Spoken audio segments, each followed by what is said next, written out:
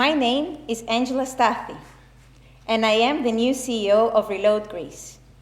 Exactly 1 year ago, whilst working for a multinational in financial services sector and studied towards my executive MBA from London Business School, I was the one sitting at your seats, being inspired by ReloadGreece's amazing work.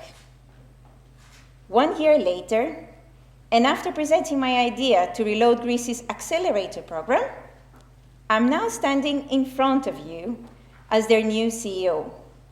Thrilled to introduce you to RG Connect19 conference and share our vision of the growth of the organization.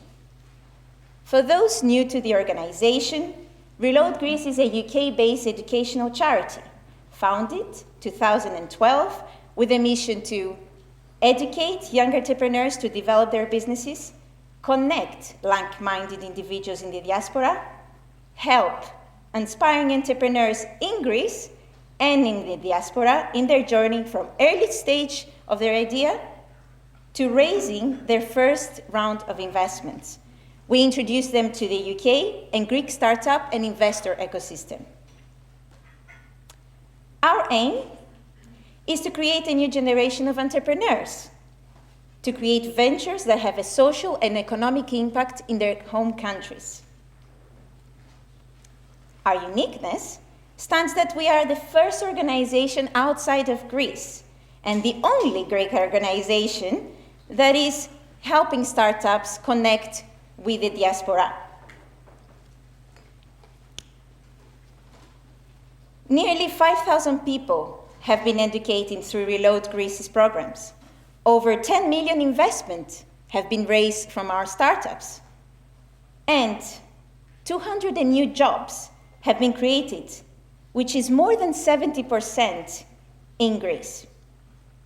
It has been a very exciting year for Reload, with a lot of successful stories from our entrepreneurs that join all our programs. With that, I prompt you to have a look.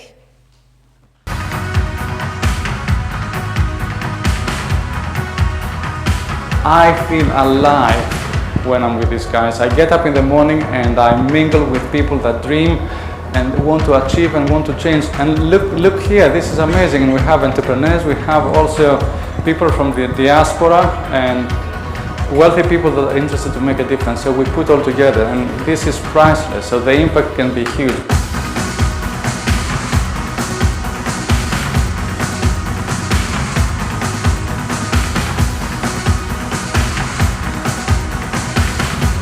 The RG Challenge 11 days, they were intense. I can say that we live with a different mindset, and that's the most important part. The mentors were great, they pushed to the limits.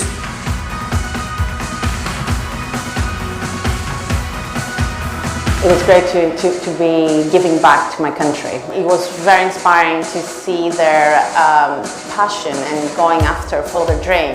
I found RG Challenge an amazing experience. It was like a mini MBA in 11 days. I found it very intellectually stimulating, energizing, and inspiring actually. RG is a door to success. That's the first step for every entrepreneur that wants to progress their idea. I love mentoring for ReloadGreece because it gave me the chance to meet great people that have great ideas.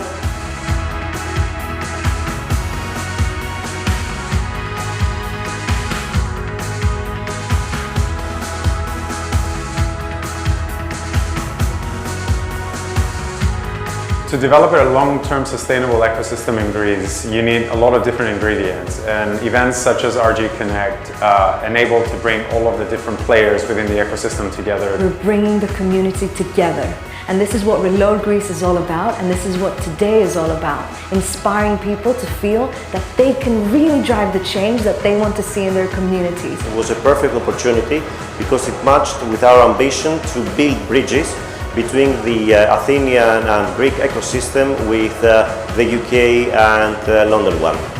I think what ReloadGreece and the organization do is amazing, it's truly amazing, and is very much needed in the Greek youth these days to really help them take their ideas and moving to the next stage. It really shows you that people are interested in supporting you, and there's a huge community of people who will do that without any interest per se. They just want to help, and that's amazing to see when we're trying to reload Greece.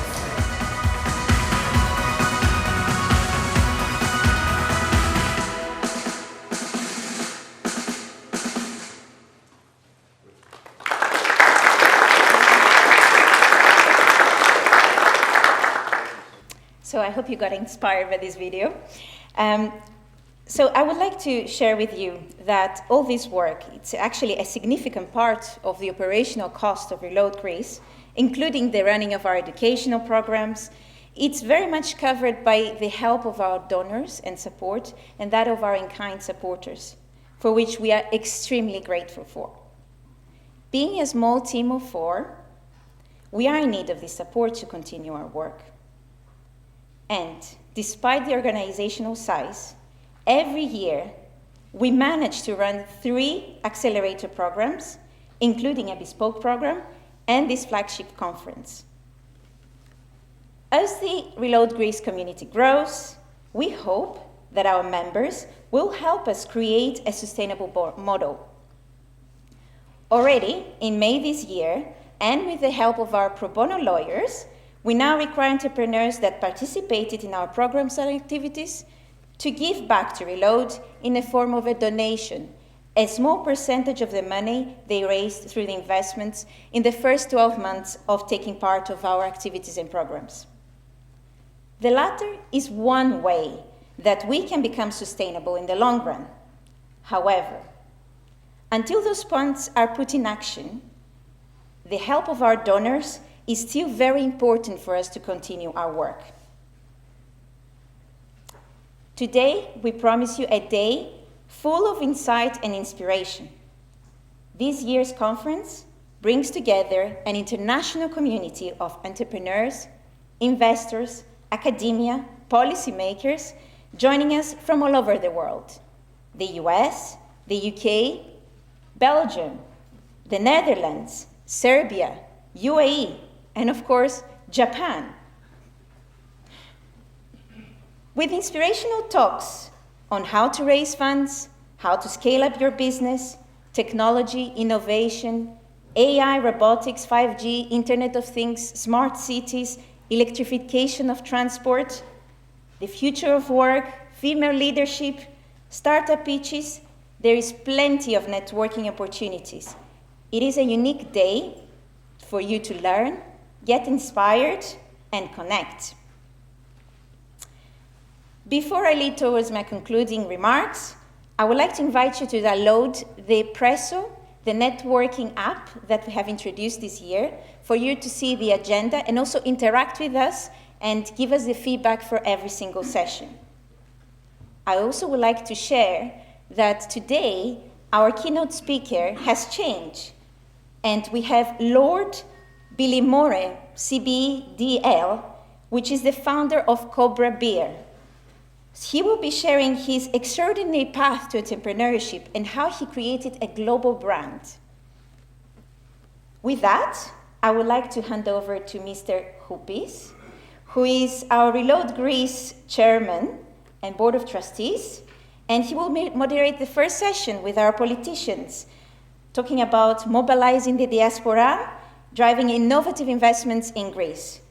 Thank you very much to all of you, to Allen Overy for hosting us today, and I really hope you will enjoy today's session. Thank you.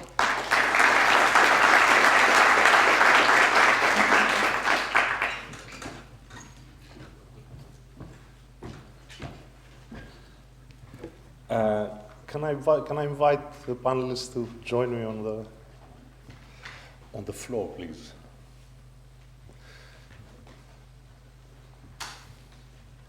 Good morning, everyone. Let me extend Angela's welcome to all of you, and also to welcome to this first session that we're going to run on Greece being open for business, with a particular focus on thinking about we can incentivize the diaspora to make a contribution. I would like to extend a particularly warm welcome to our panel. And we have this year 2 deputy ministers from the Ministry of Development in Greece, which has been renamed Ministry of Development and Investment. And this is Yannis Sakiris, who has responsibility for the structural funds and public investment, and Christos Dimas with responsibility for research and technology, and I think also innovation.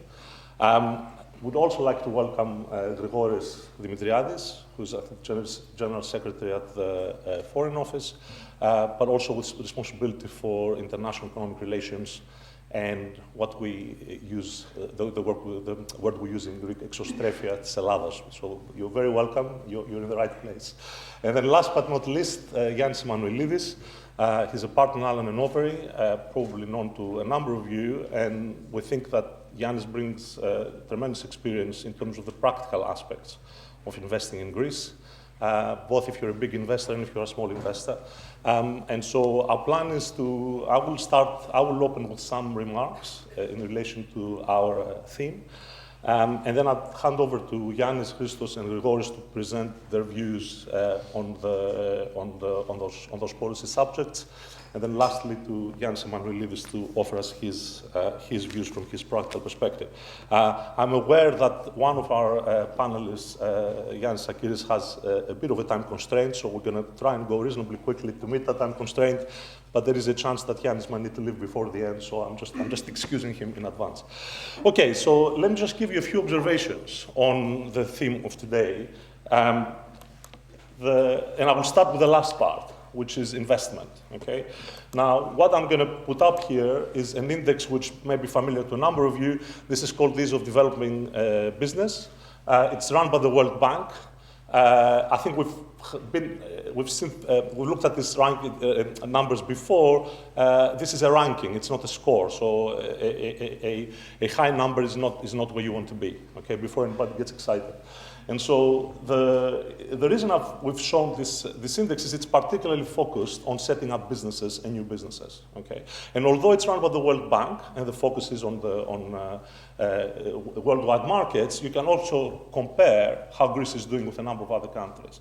And as you can see, our starting point is not very good. Now, all of these indexes have problems. There's nothing that is perfect, but I think it does give you an idea about where we are and the magnitude of the task ahead. And the other point to make is that this is not a static ranking. Okay, it's not like everybody else is going to stay at 1 to 71 and then we can move up. So if you look at some of the statements, and especially in some of the countries in Southeast Asia, Indonesia is, I think, ranked, is aiming for the 40th spot. Okay, that's 30 above Greece. And then in India, this is a big issue in India, and they have actually set a target. They've gone to the 77th place, and Modi has set the target to go to the 30th place by 2030. So this is a dynamic development. And the other thing to make about this index is it sends a message. There's some work that's been done to try and look at the link between the index and investment, and of course it's not direct, but the Commission has published a paper, and the key point is, the European Commission, the key point is it's sending a message about how the country is doing and how seriously it's taking its incentives for new businesses. So this is the theme around investment. If I go around innovation, again, a number of you will probably know that Estonia has been doing great in this area, especially in relation to e-government. So what I've done is I've plotted it's the labor productivity, which is effectively reflecting the average salary, the average wages. And I've plotted that for Estonia and Greece. And you can see how Greece has fallen since the crisis. That's probably not surprising. But you also see how big the increase for Estonia is. So we're now broadly, I didn't put the color lines. I think you can guess which one is Greece and which one is Estonia. We're broadly at the same level now. Okay, so I think the message is, I wouldn't want to take a negative message from that because the downwards path is due to the crisis. But I think what this shows is it can be done. You can actually improve your position. Okay.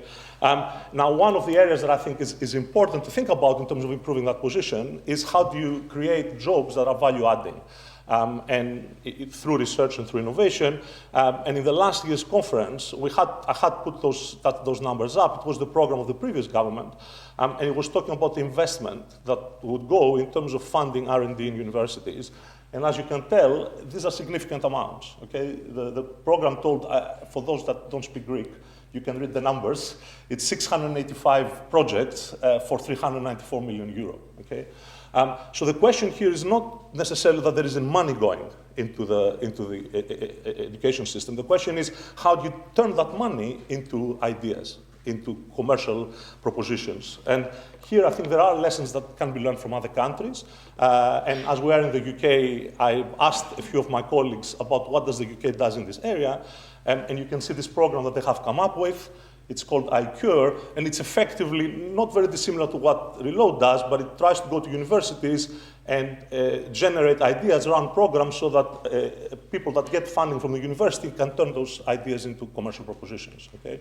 And I understand now, I mean, it started in 2014, and it's now in its 25th or 28th cohort. That's how they measure the applications. Let me then finish. I won't take much more of your time with a short advertising message. You heard a little bit from Angela, but I can't miss that opportunity. And it's relating to how, how we can mobilize the diaspora. So what I've put up here is the number of projects that have gone through the ReloadGreece program over the last few years. And what you can tell is we have quite a wide range of projects. And what we have seen is over the years, more and more projects which I would go with higher value adding, especially around technology. Technology in all sorts of sectors where Greece is strong, but also other sectors. And I think this is quite a welcome development. I remember in our early days, Effie and Marcos might remember, when we did the first list of applications for jobs, for projects to run in the challenge, we had 3 applications for people to run a souvlaki delivery business in the city. Nothing wrong with souvlaki delivery in the city, don't take me wrong, but I think what we've seen over time is more and more ideas which have a global potential. And the next session will actually talk about that. I think you've seen those numbers, but then I've done a very quick calculation based on the startups that have passed from Reload. There isn't really a typical startup, but we economists like to think in terms of averages to try and get some conclusions. And so what I've done is calculate what's the average salary, the average output, if you want, of a startup. And my calculation comes to around 30,000 euro. And you compare that with the average salary in Greece, as of last year, it's 13,000 euro. Okay? So obviously, a lot of investment which is driven from Greece in terms of kickstarting the economy. You've heard the story, and I think we might hear more from Yanis in a moment, around Elliniko, around attracting investment for construction, etc. All of this is very welcome. But I think it's also important not to forget that where the productivity increase is going to come and where the value is going to come is much more likely from these types of activities. So that's all I was going to say, and then I'm going to hand over to Yanis for his observation. Thank you very much for the invitation and very useful remarks you made. I just wanted to start the discussion by saying, looking at the first slide on ease of doing business in Greece, in the new government we have identified a lot of blockages that are affecting this ranking, and what we are trying to do is now, with a new bill that we are voting in the parliament, which comes from the Ministry of Development and Investments, a lot of those barriers or bottlenecks or let's say problems, we're trying to fix them. So we strongly believe that with the next publication of ease of doing business, we will have a definitely better ranking than the current one. But of course, still, there's a lot of effort to be put, particularly in areas that, as you see, it's about land registry, enforcing the contracts, etc., that they need a lot of time to, let's say, to be fixed. So that's my first comment, and then I would like to say a few things on how you can connect the research with the market. And my colleague Christos Dimas, who is, let's say, the man behind the research and development in the ministry, I'm sure he will add a lot of more useful things. Obviously, to connect the research with the industry, you need funding. That's a critical element. And you need funding in order to fund this research in a way of creating a spin-out of the university with proper structure, with proper employees, and let's say have it compete in the market. So what we are lacking in Greece for the time being is obviously technology transfer funds. There is a big effort by Equifund trying to support, let's say, technology startups coming out of universities and research organizations, but that's not enough. You need, I think, dedicated technology transfer funds that most of the times will be located within the universities, so that, let's say, immediately to finance a potential idea that potentially can be commercialized. So that's the first thing. So access to finance is needed, definitely.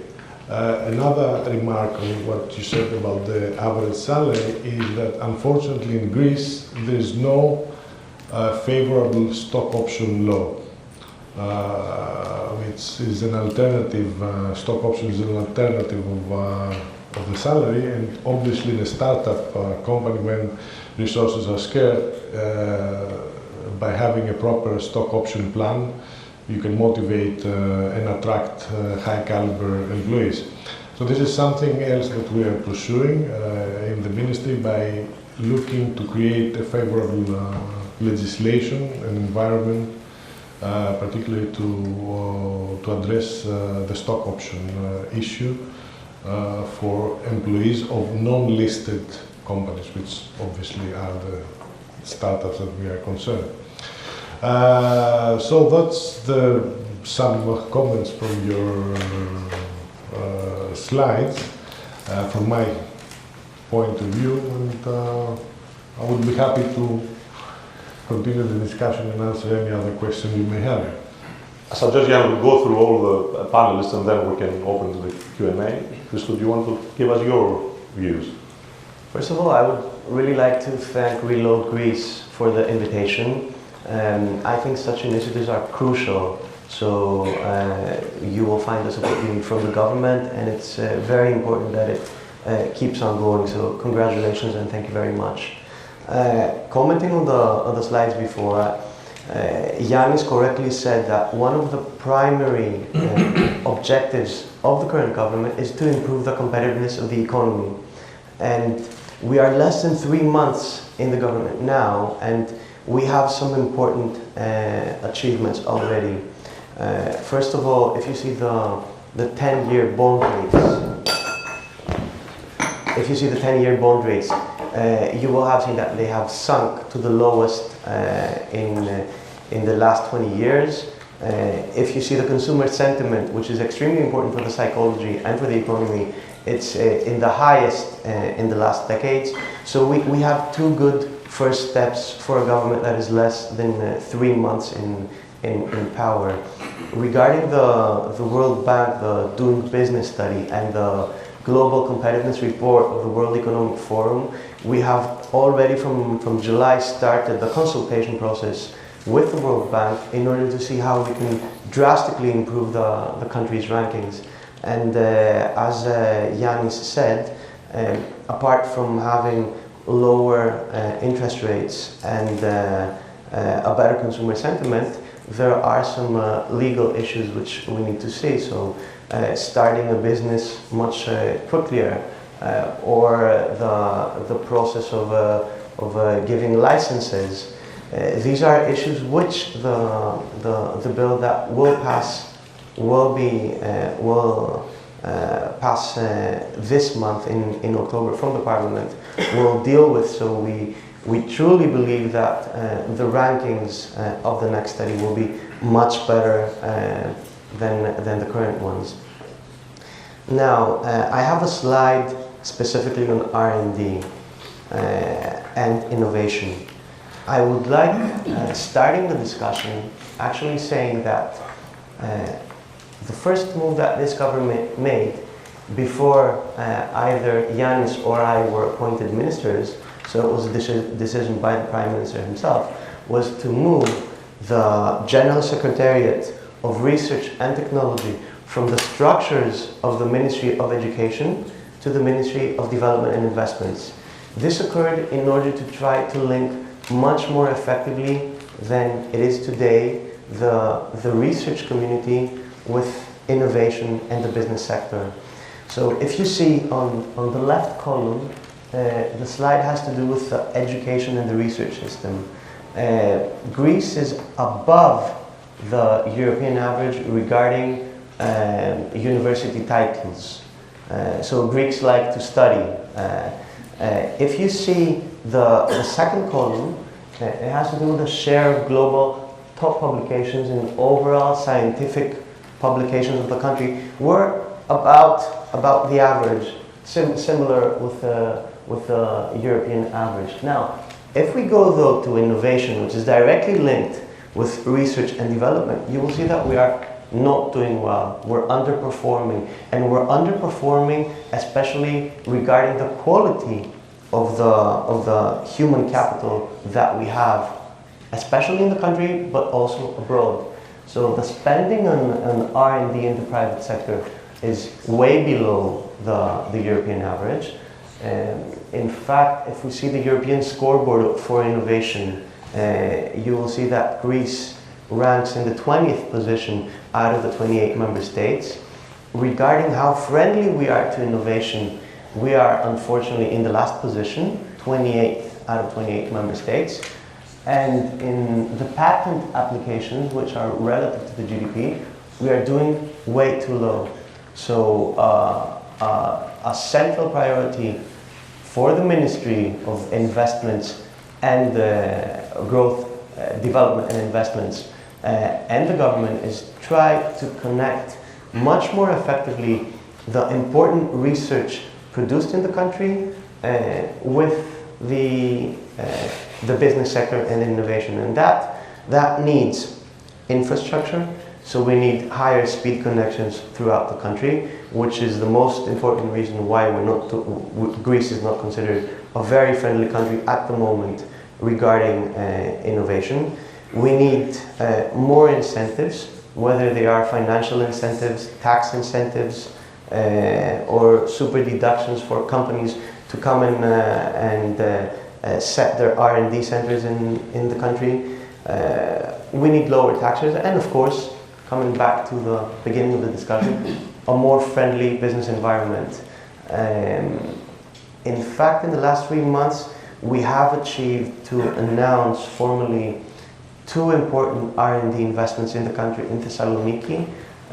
One has to do with Pfizer, the other with SEESOX, and trying to attract companies to bring their R&D centers in Greece is critical for us, because especially when you have an important issue of brain drain in the country, trying to find real incentives to repatriate or stop the brain drain and eventually repatriate some of the scientists that you have abroad, R&D centers are good such cases, because they need qualified individuals, and although we have that human capital, many of them have left the country. So trying to repatriate them and bring them to the country is a priority. Regarding the ecosystem, we have already announced the creation of 2 innovation districts. What are the innovation districts? It's not a new invention. In many countries, in most European countries, you will find innovation districts, hubs or incubation centers, in which actually you will find many Greek startups inside these hubs and incubation centers. What we are trying to do with innovation districts are have a physical ground, something like a campus, a university campus, where R&D centers of important companies, start-uppers, research centers, and other people will have a focal physical point where they could speak to each other and create real synergies. So we have already started the process. We have identified the areas, we have found the incentives that we have to need, and we are ready to start through a public-private partnership the actual creation of the innovation centers, one in Athens and one in Thessaloniki, trying not to coordinate better the ecosystem and to create synergies. I will stop here because I know that Jens has to leave, and of course we will have the opportunity through the Q&A to further. Thank you very much, Christoph. Very, very helpful. Gregor, you want to give us your... Yes, thank you very much, first of all, for the invitation. I think you do a great work here, and I also thank Yannis for insisting for me to come here and be introduced to ReloadGreece. You saw the first slide, the doing business ranking, and as you saw, we are not in a very good position in most cases, except trading across borders. In trading across borders, we are in 31st position. So why is that?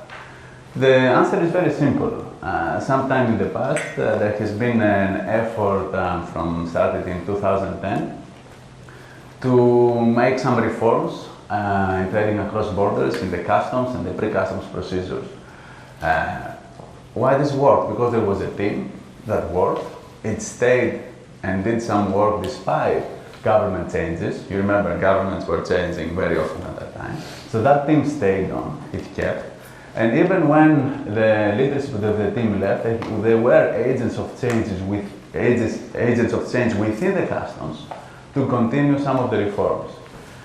Philip was, for example, one of the interns that helped this effort, and he's now in the audience. So this is something very important. If we want to really achieve something in the doing business rankings and everything, we need to have some continuity in our efforts, some consistency, and to trust the teams in the public service to deliver.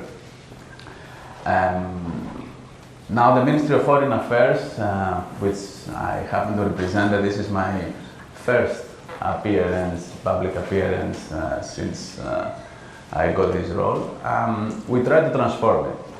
Also in 2012, 2013, we tried to change, to make a reform of economic diplomacy, which did not work, it didn't happen. So now we're coming here again to try to implement and be in par with what other countries are doing. And I'm not talking about the UK or France or the Netherlands, but Slovenia, for example. And, you mentioned Estonia in your other slide, which is an excellent example of how one country can focus in one thing. They focus in digital, and that's what actually they say by now in the UN and the Sustainable Development Goals. They said, we're a small country, but in digital we did these things, so look what can happen, what can be the impact. So in economic diplomacy, we make a major change. We bring some services from the Ministry of Development. Actually the functions that were about multilateral diplomacy, which means our position in the World Trade Organization or the OECD, and we bring them to Ministry of Foreign Affairs, which already has the bilateral economic relations, Greece, UK, Greece to European Union, Greece to United States, Greece, Peru, and so on. And at the same time, the agency Enterprise Greece and another agency, which is the Organization for Export Credit Insurance. Why we do this? We do this in order to bring everything under one roof and coordinate it in the best possible way. Of course, we continue to have very good cooperation with the Ministry of Development, because although the Ministry of Foreign Affairs and the economic diplomacy part will promote Greece and try to attract FDI and promote exports, we still need to have a very good product. There is no way, no reason to promote something if the product is not good. So that's why we cooperate a lot. And structures are very important, but also people matter, I think. So it's great that Yannis left his job at the EIB to come to help set up the Greek Development Bank. And also we have politicians which are not what we... I'm not a politician, so I can say...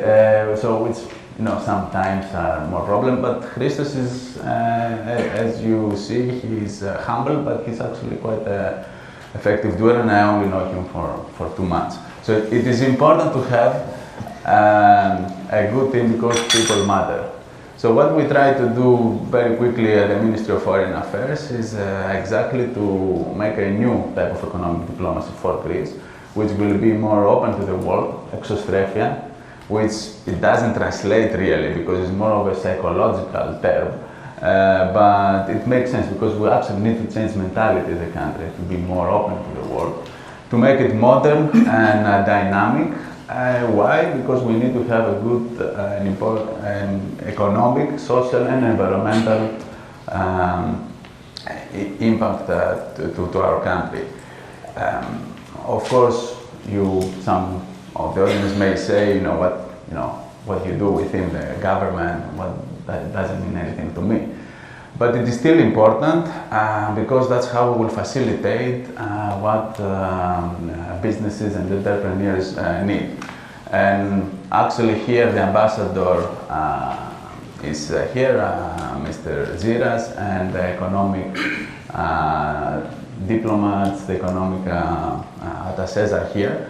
So it will be important also for everybody to get in touch with us because now we formulate the next policy for the next year. And this interaction will actually help us to tailor what kind of services we will do. We have technical assistance from other countries, we have from Germany, we have from the Netherlands. We will have KPIs internally in order to measure our success or not. And this is not just about to evaluate what the embassy is doing, it's actually to help everybody understand what works and do more of that. So that's overall we try to do, and finally to say it's to enlarge the export base, find buyers abroad, which is the export promotion, and also the trade facilitation, which is, like you said, which is to make it easy to export your goods. And on the investment side as well, big investments like Helleniko, they will go to the Prime Minister, they will go another route. But other investments are very important to be facilitated, and we will facilitate them because we also care about the SMEs and this environment. So, okay, thank you very much. Yanni, over to you. Well, I think you had quite a bit of food for thought and time. Yeah, that's right. Thank you. Thank you very much. And I'll try to move here. If I'm allowed. I hope there's an implement. So thank you very much, and thank you all for organizing it. And really, it's a fantastic event, and I'm very pleased that we were able to help you a little bit more this year. So I'll try to be. I have slides, maybe too many. I'll just rush through some of them because I want to focus on on some of the points tangentially that were raised, because I think there is a big problem to be resolved. But where are we? So I just want to start with this. I always put this up. I do not know how many of you know this. And just show of hands, anybody recognizes this? Just one person, two person, okay. So it is either an advisor like me who dare to tell the truth to his client, so that's what I'm going to try to do. Or it's the fate of somebody foolish enough to say, beware of Greeks bearing gifts, because that's what it is. Actually, it's the prince, it's Laocoon and his children killed by the serpents. Sent by the gods because he said, don't bring that wooden horse in the city. Or, I hope not, an investor trying to do business in Greece. And so the idea is how we can do that, what we can identify the problems to move from these low rankings that we saw earlier and move up. So why am I here? I'm a lawyer, so I'm not an economist, or I'm not Hebrew prophet, I'm not, I'm indirectly perhaps suggestions for policymakers. These are my personal views. And why am I saying it? Why do I feel that I can stand here? I've done an awful lot of this since '97 and now. I mean, that's just a little snapshot, and I'm not doing it to tell you how important it is, but I've done quite a lot of things, and very detailed. Actually, here it says I've got to make 3 points and a bit of art history today. So what we need to address is really what I call the labyrinthine chaos of Greek laws for commercial transactions. And this is just more than anecdotal evidence. As I said, I've worked on this for many years. And this deters both FDI and domestic entrepreneurs. And so what I want to make some proposals on how we can go about fixing this. So here is an outside practitioner's conclusions on Greek laws. And I'm not a Greek lawyer, I'm an English lawyer. I also qualified in France, worked for 6 years, but I'm not practicing there anymore. I'm just practicing here in 6 law. So Greek laws are on the whole written for the here and now. And it is necessary, as you know, we've heard also some of the proposals that this government is doing. I'm not saying they're good. I think the investment, actually, the new development law is more far-reaching for the here and now, but they tend to be just for the here and now, the laws. They have therefore limited applicability. They're often poorly drafted. They do not necessarily tie in with previous laws on similar matters. They create obstacles and lead to impasses. And almost certainly, when you try to deal with them, you try to say, well, is there a loophole? Or is the authority going to be friendly to me? Or do I know anybody in the authority who can help create an exception? Or can I go to a business-friendly government and minister and saying, please help me with that? So that is unfortunately the status quo. So the law has to be a rule of general application, and it has to have few exceptions. But in fact, what we end up with in Greece is with loads and loads of exceptions. It's like a Swiss cheese with lots of little holes, getting more and more. And together they create a maze, a labyrinth. And that's what a labyrinth is. And it's not clear how you get in or come out. And to get in, you always need a local guide. It's not always necessarily somebody's going to give you to a good place. And if you take the wrong turn, you may be in for a surprise. So all this is great for artistic inspiration if you're Picasso, but it's not very good for business. So what's the consequences of all that? The consequence is there's business uncertainty. There's no single legal regime. There are lots of loopholes. I'll give you one example very shortly. And we even have a word for it. We say parathirakia, the law has parathirakia, So that undermines the rule of law. And it also means that it's a source of arbitrary exercise of power and discretion. It's a source of corruption. It penalizes the innocent, and it has a great economic cost. And it leads to terrible comments like this, which was in the FT last week. And it says, just go there on holidays, great people, just don't do business there. And that's why we're at the bottom of the line. So how do we fix it? So I just want to say, once you go into the labyrinth, there is no... you cannot assume that anything. You just cannot assume that even the basics will hold. I'll give you one example there from the airport. I can explain later. There is no degree of diligence that can remove really very basic risks. And we have defective legal tools around. I can give you more examples. I've listed one there. There's routine criminalization of commercial activities, anything from issuing a check, which is effectively a promissory note, to tax audits. And there is poor corporate governance and auditing, and the standards and oversight are lacking. So the no-level playing field, that I think is very important to emphasize. I'll just take one example, because I want to emphasize also how important it is for small corporates, for small companies. It's a huge difference in tax costs depending on the type of financing and the type of corporate you have. And so here in this table, I show you how there is actually a tax advantage if you are strong and powerful and you can do something complex, and you actually have to pay all sorts of silly taxes if you're not. And again, I can give you examples. So what to do? So this is a long-term initiative. It's not just one single law, I'm afraid. It's something that needs to go back and examine things in depth. And it will need to involve the government, it will need to involve market players. I think the I.A.E, entities like I.A.E, universities, foreign universities, and even the ESM. I'm trying to actually persuade them right now that they say that you guys are like an equity holder in Greece. You want Greece to grow, so you need to help with all of that. So how do you go about doing this other than training and helping judges, because that's very important. So you review the laws by activity type, by sector, by time in which they were enacted, and you try to clear up. And then by specific examples of entrepreneurial activity. And you also just review the various tax frictions that exist for business. And I don't just mean the general reform of tax law, I just mean specific, so what is today. Now, that is, and that's going to be my last slide, how do you do that? How do you reform the law? By considering examples of entrepreneurial activity. Basically, think of yourselves, you want to do all the great things that were mentioned earlier. You want to spend more time in the design and the production, in the marketing, in the after service of your product or service. You don't want to spend time dealing with the sort of things that people like me do. You don't want to deal with bureaucrats. So what can we do to help that? Let's find some examples of investments, and let's just go through them and apply these three criteria: easy entry, level playing field, and easy exit, and examine the life cycle of these investments in these businesses by reference to these criteria. And you can focus on these things that I mentioned there.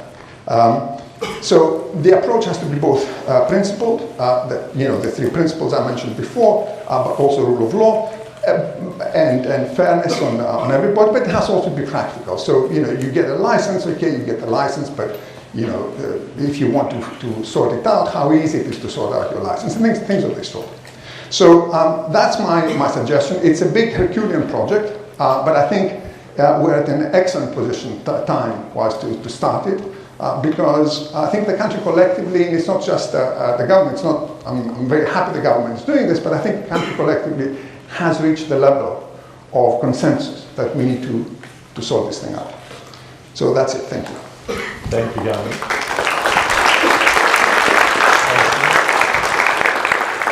Right, I just want to ask one question to Yanni just before you leave. And then I can open, I know we're running a little bit late, but I think it's important, we have important policymakers to give a little bit of time. So one of the things we picked up last year, and I think it covers a little bit your introduction as well, is how about setting some targets, both in terms of focusing the mind and then sending message. So you saw earlier in the slide I presented, there are countries out there who say this is where we want to be.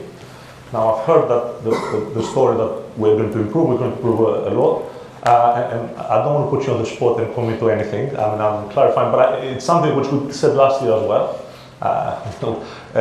where they had a very big target in terms of exports as a percentage of GDP. That was one of the key drivers. So the question is, does it make sense to set targets, especially in the context of a government which looks like it will have a period of time? No, I can confirm that we are setting targets, but when it comes to doing business, ease of doing business, I have to admit that we haven't set a target, let's say a specific target where to be, because let's say we're overwhelmed of trying to fix things in order to improve the position of Greece. So we didn't have, let's say, the luxury to say, yes, we want to go to number 30 or number 35, etc. We're just in a hurry to fix things as quick as possible, trying also to avoid loopholes and parathinakia, but no, we haven't set a particular time to this. But we will, I guess. Let's see the first, the next review of the chart, and then let's say realize where we stand, and then really put. Yeah, because to set targets is not just to come up and say, I make this very nice headline. We will reach position 10 in 10 years, and off we go. It has to be very ambitious, but also very realistic. So it needs to make sure that there will be targets that will be long term, but also some short term, which will be also achievable. So to make a moment, to keep up the momentum and make sure that everybody some quick wins, that keeps also internally the momentum to see, okay, they are actually mean what they say, they actually deliver, so they stick to this. So of course, now I'm going back to Yannis's point that sometimes it can be difficult. Can I make a comment as well? First of all, the discussion about setting targets should have been done a decade ago. Okay, now whether we like it or not, there are specific milestones, and some of them are not even set by Greek governments, but by the Europeans and the institutions. So there are specific targets which we need to meet. The main target that the government has to meet has to do with the primary surplus. Okay, this is something which is not debatable, the 3.5% primary surplus. Regarding specifically the targets of doing business, it's not the real aim is to do as better as you can. You're not capable of saying that from position 72 I will increase the ranking and go to position 60, because you don't know what the other countries will do at the same time. So it's not something which is stable. But what you have to do, where you have to place emphasis, is you have to put targets, policy targets, in order to see how you can streamline legislation, simplify procedures, cut some taxes, install a really simpler and steadier tax system. So find real incentives that would ease the business. Okay, thank you. Just one last thing, I'm aware again you need to go. There's one question from the audience, so we ask people to send us your questions. It won't surprise you that one of the questions they have is there anything that the government is thinking in terms of special program to attract entrepreneurs, either to invest in Greece from abroad or to spend some time in Greece? You mentioned, Christo, the examples of Pfizer and Cisco, but as a policy, is there any planning for a specific regime or not? The question is to me? First of all, the Prime Minister has already announced some important tax decreases in all of the economy. Many of these tax decreases have to do with companies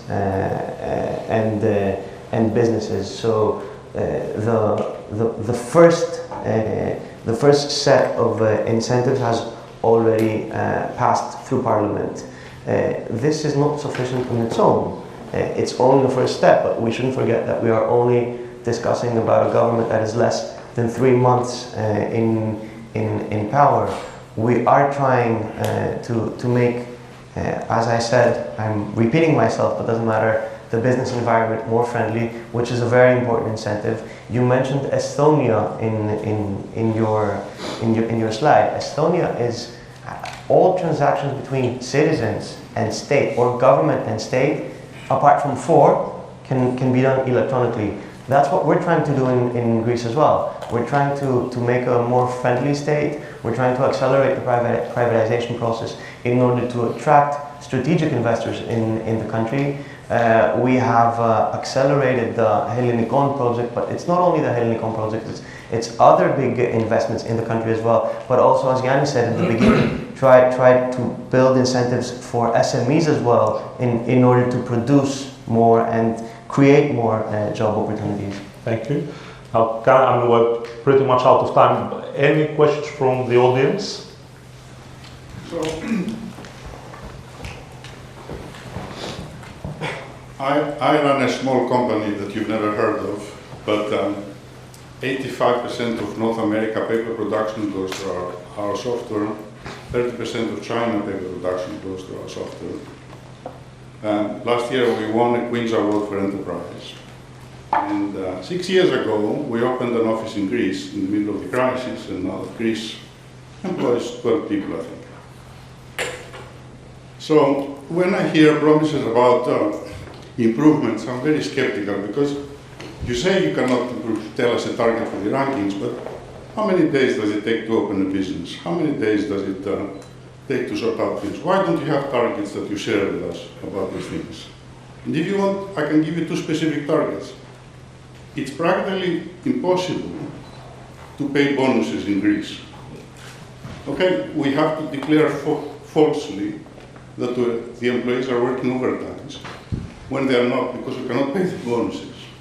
And the other thing was, we relocated our office 100 yards, 100 meters away, and we had to go to the notary public to get authorization to move the office from 100 meters. So here are 2 simple things that you can get started. So don't give us generalities, give us specifics, please. I think yeah, if you want to answer, Christoph. Yeah, thank you very much for the question. Okay, I'll give you specifics. If you see the bill that we're passing now in Parliament, it's the first bill of the Ministry of Development and Investments. It deals with what you said in the beginning. It deals with how quickly you are capable of opening a business. And especially in an industrial area, businesses are now automatically can open. As soon as you have the permit to enter the industrial area, you automatically have the permit to function. So that happens extremely quickly, even for European standards, after the bill will be voted. Now, regarding how quickly you can open a business, yes, we're not yet in comparable to Estonia at the moment, where you can open a company practically through the internet, but we're hoping that we will decrease the process by approximately 40% of the time. So that will happen in less than a week practically with the new bill, because we have simplified the procedures between YEMI and the banks. So that is one of the issues that we have dealt very early in the administration, and we are hoping that it will have a real impact in how quickly you can open a business. Of course, there's always room for improvement, but I have to stress that it's a government working 3 months. We're trying to accelerate procedures and simplify them as quickly as we want. And sorry, but that's a generality. What is a generality? Give us specifics. I think I was quite specific when I told you that we decreased the time 40%, and especially when you get the permit, you're in an industrial area, you automatically have the authorization to function. You need less than an hour, you get it automatically. This is something very specific. It didn't happen up until now. It's inside the bill. Opening a company outside an industrial area, you will do it 40% quicker than you do it today in 1 month. So these are specifics, they're not generalities.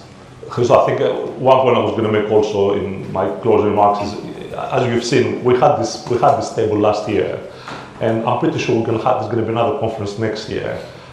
We haven't quite told our guests that we'll be very welcome to come back. I think we have heard some statements about an improvement, and I totally understand the point about setting a target and difficulties, but certainly the message that we hear, I think, is quite clear, and so I think we will look forward over the next years to actually come back to this topic again. Yes. And okay, let's be very clear. It's not that we don't have KPIs now set today that we will not have. For example, in economic diplomacy, we plan by the end of the year to have a very solid KPI plan for the next year, for 2020. And especially we will start this with approximately 10 embassies, 10 target countries abroad. And there are very key KPIs. Key performance. Sorry to interrupt, but when you talk about KPIs, because this is like I'm a consultant in my day job. I will give you an example. Is it output KPIs? Are you saying our FDI in 2 years' time will be so much, or is it KPIs to try and get you there? Because I think that's a little bit what we're looking at. Okay, there are several ones, and actually what we do is we copy what other countries do. An important one for us and for each of them is to give you an example. There are companies that want to export, they wannabe exporters, but there are also companies that already export in 1 or 2 markets. This is an important indication for us. If we manage to increase the number of companies that export in 1 or 2 markets and make them to go to 3rd and 4th market because they are already mature enough, this will be a very important achievement. So now we're at the phase that we're establishing which are the KPIs that we need to set and put the figures there. And so next year, 2020, is going to be also a transition year for us because there will be some mistakes, some will work, some will not work. And this, to be honest, now comes from the leadership. But then in 2020, we want this to come through the public service, through the people themselves, so there is a continuity because myself, Yannis, Christos, will come and go. We need to make something that will last. And now it's a great opportunity because there is a good momentum. Of course, we believe that the momentum can evaporate very fast. So we have to deliver very early. And that's I'm conscious of time, so thank you very much. As I say, we want to continue the discussion, and we would very much like to invite you again in the future, and there will be opportunities to revisit these things. I don't know, Jan, if you have any closing remarks you want to make? No, we can continue the discussion. There's some interesting points, but they will be probably too specific. But we don't have a problem being specific. Yeah. Well, no, I'll tell you what. The industrial zones that you mentioned is a very, very good example of actually what I call parathirakia, because this is actually making an exception.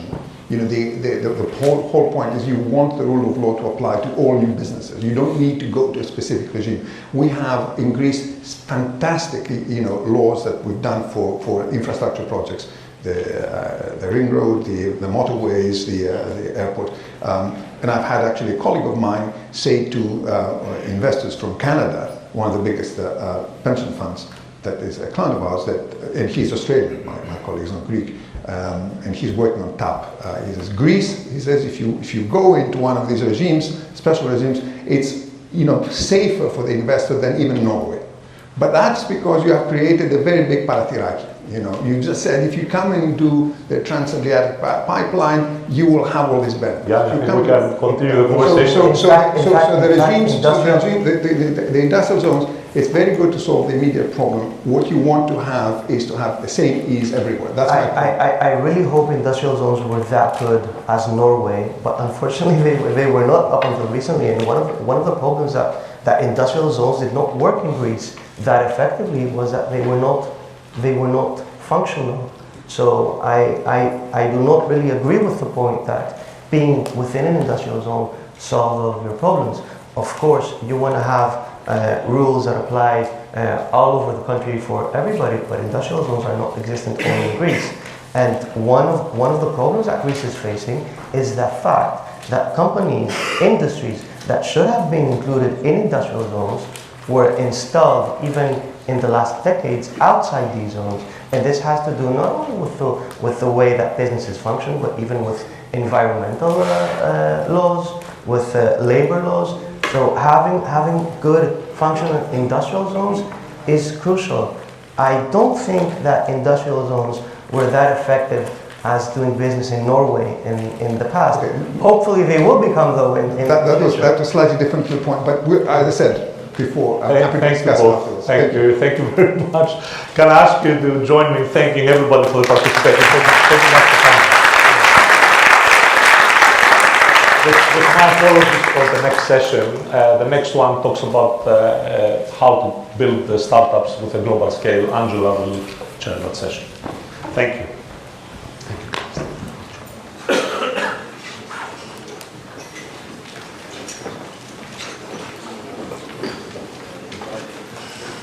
Good morning, everyone. Next panel discussion will give you some very useful insights on how countries like Greece and the UK are developing tech startups with potential to expand globally. And no one is better placed to extract valuable insights from the panelists than our own Angela Stathi, CEO of ReloadGreece and an entrepreneur herself. Welcome everyone to the stage, please.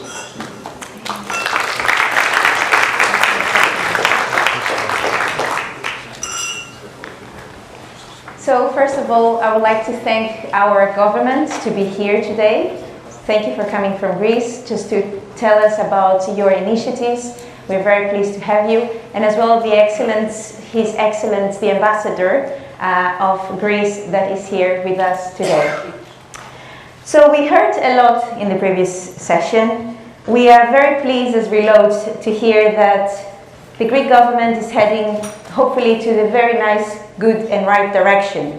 We hear that they will develop technology transfer funds. We hear that they will create stock option opportunities. We also heard that they will make the opportunity for companies to start quicker in Greece. We are very much pleased to hear all that. But today, we're going to share you our story.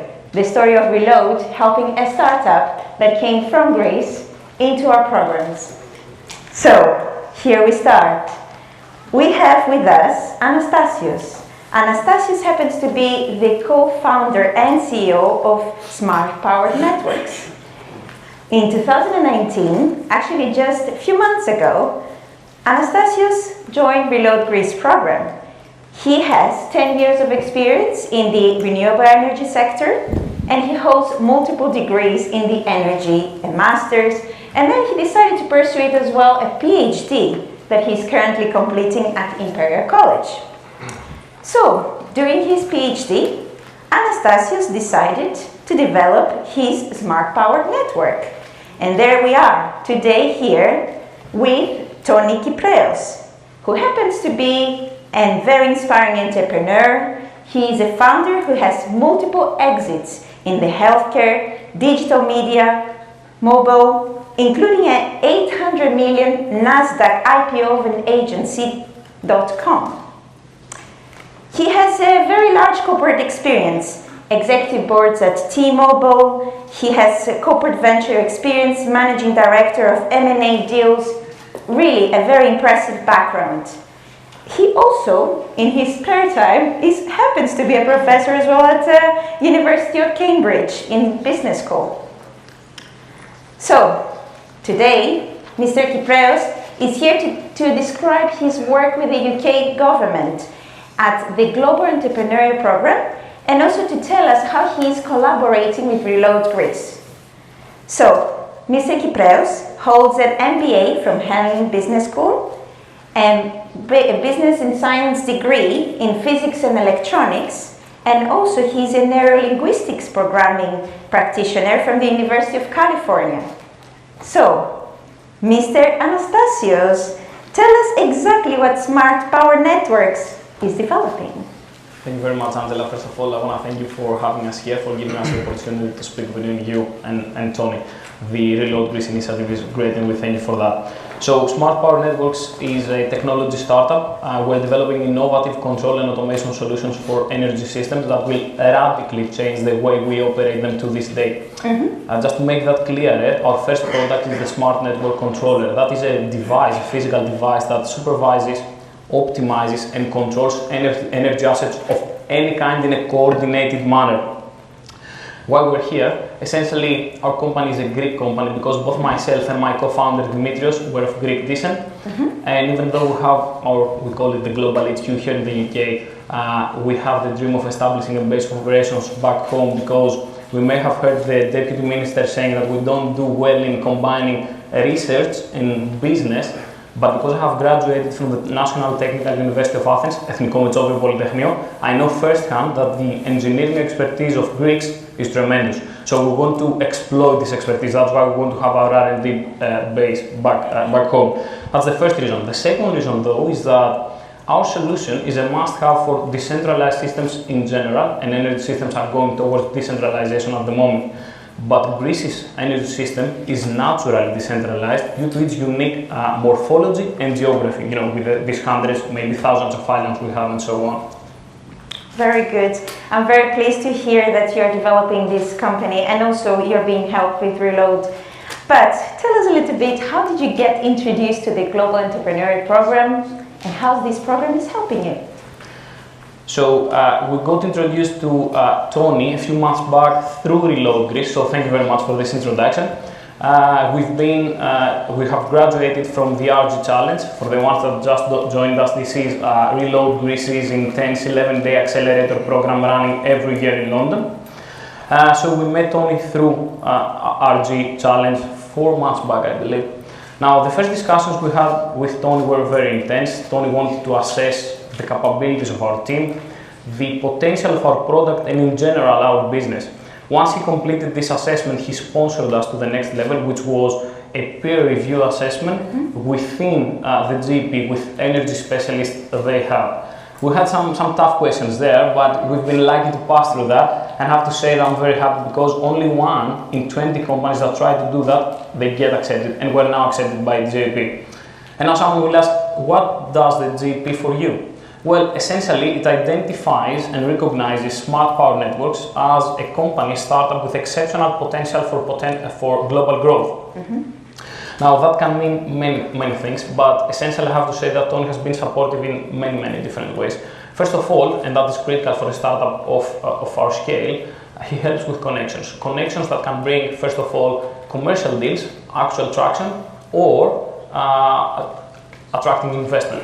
And that is critical for a company in our scale, because both myself and my partner are fairly young people, so we may not always have the connections necessary. And indicatively, I should mention that last Tuesday, we had a meeting with C-rank members of Solar Century, a British solar plant developer, and that is a meeting that was set up by Tony. So Tony helped us to get in this room with these people, and I hope that you can understand that this can be critical for a company in our scale, because achieving a single deal with a company of this scale would set us for success generally. They have track record in Latin America, Africa, Asia, so that's critical for us. But that's not the only thing, to be honest. Tony is helping overall to create an investable business, so make smart power networks an investable business. So we have been discussing with him our business plan, our financial models, and we have been improving it with his help. And to top it up, I should say here that this is for free. So we don't give any equity, no payments, absolutely nothing. Thank you very much, Tony. That's amazing. So what is behind this free program of the UK government that I really hope that the government officials from Greece will get some insights and hopefully implement the Greece. Tell us, Tony, what is this program all about?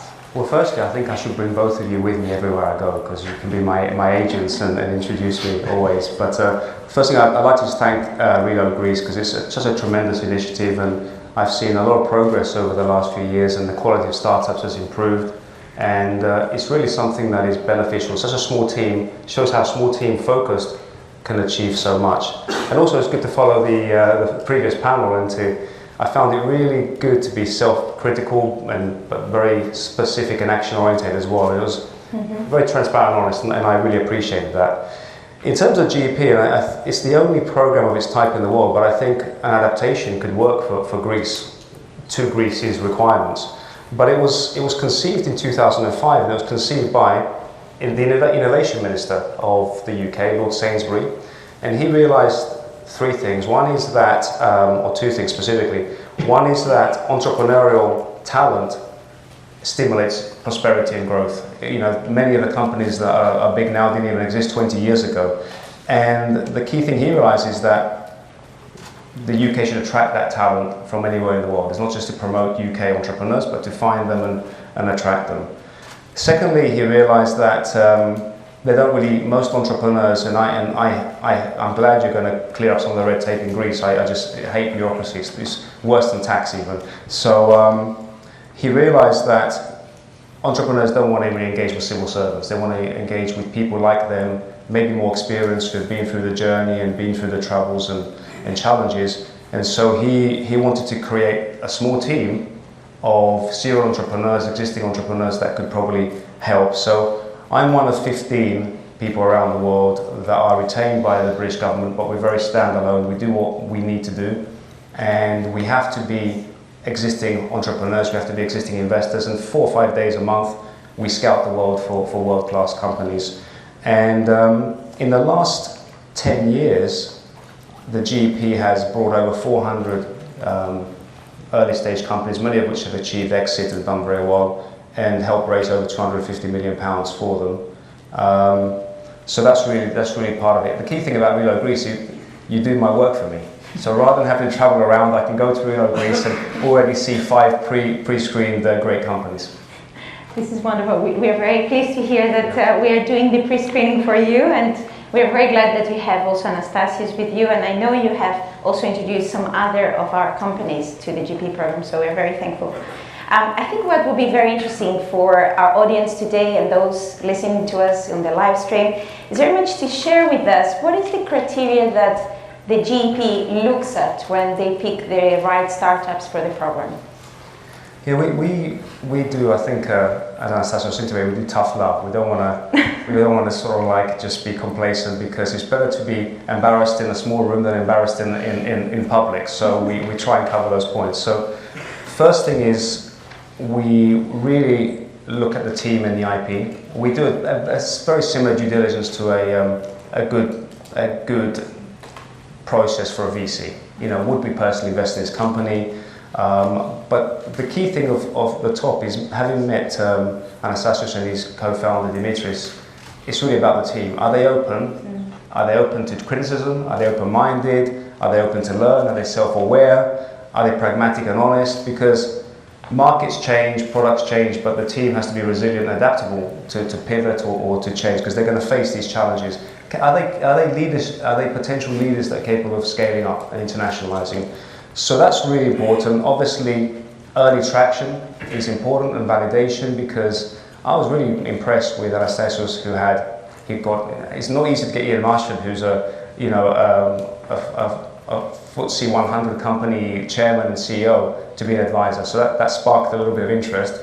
And secondly, having had a pilot and having been able to get traction with a municipality in Scotland is very good. So without any help, these guys actually got some good progress. During this process, we don't know everything. So I'm very focused on renewables and sustainability, but we have a network of global experts who we say, look, have a look at this company, see what they do a little bit of evaluation and testing, ask a few questions, and they have to pass through that threshold. So having done that, the second thing is, to be honest, is the UK the right place for them? Does it have the right incentives? Does it have the right environment? Are the customers there? Is there talent there that can help them? Because if the UK is not, we'll tell them it's not. We're not here to tick boxes. We're not here to mislead people. So that's important too. And I really encourage, and I'm going to go probably mention it a bit later, I want companies to build presence and capability in Greece. I don't want to just extract talent and just transplant it. We want to help these companies, and renewables is a very key industry. As we said, it's a distributed energy network. Do stuff in Greece and contribute back into Greece is very important.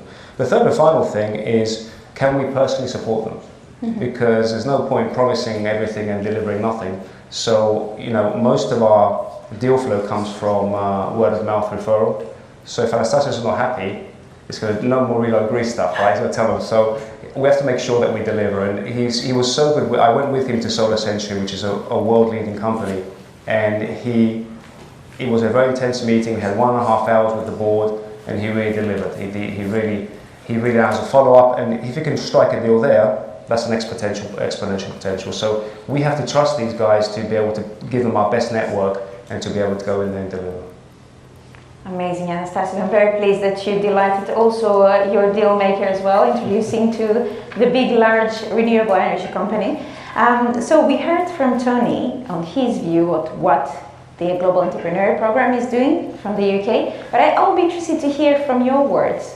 How do you see that this program is really helping you? Well, in practice, Tony is the person who convinced us to stay here.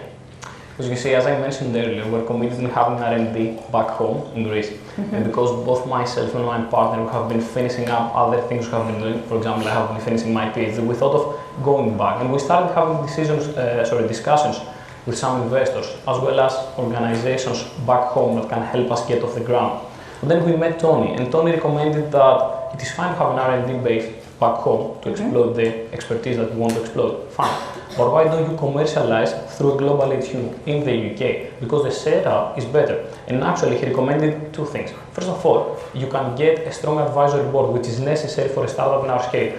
And as Tony said, we have as our advisor Ian Marchant, who is the ex-CEO of Scottish and Southern Energy, a very large business, a network operator here in the UK. And secondly, you can get here investors that will give you investment terms that are fair and structured for a positive outcome, as well as high valuations, which is critical for us because we're a capital-intensive business and we're going to have to do follow-up rounds of raising capital, so we need to have higher valuations each time. So actually, we found that the UK is a very strong place to do this, and that's why we stayed. And it is totally thanks to Tony that we stayed here to do that. But that's not the only thing. In the UK, and through the help of the GP, you can get some traction or progress your proof of concept. So we've been bidding massively in innovation competitions through Innovate UK. For the ones that don't know, Innovate UK is the UK's innovation agency, publicly funded.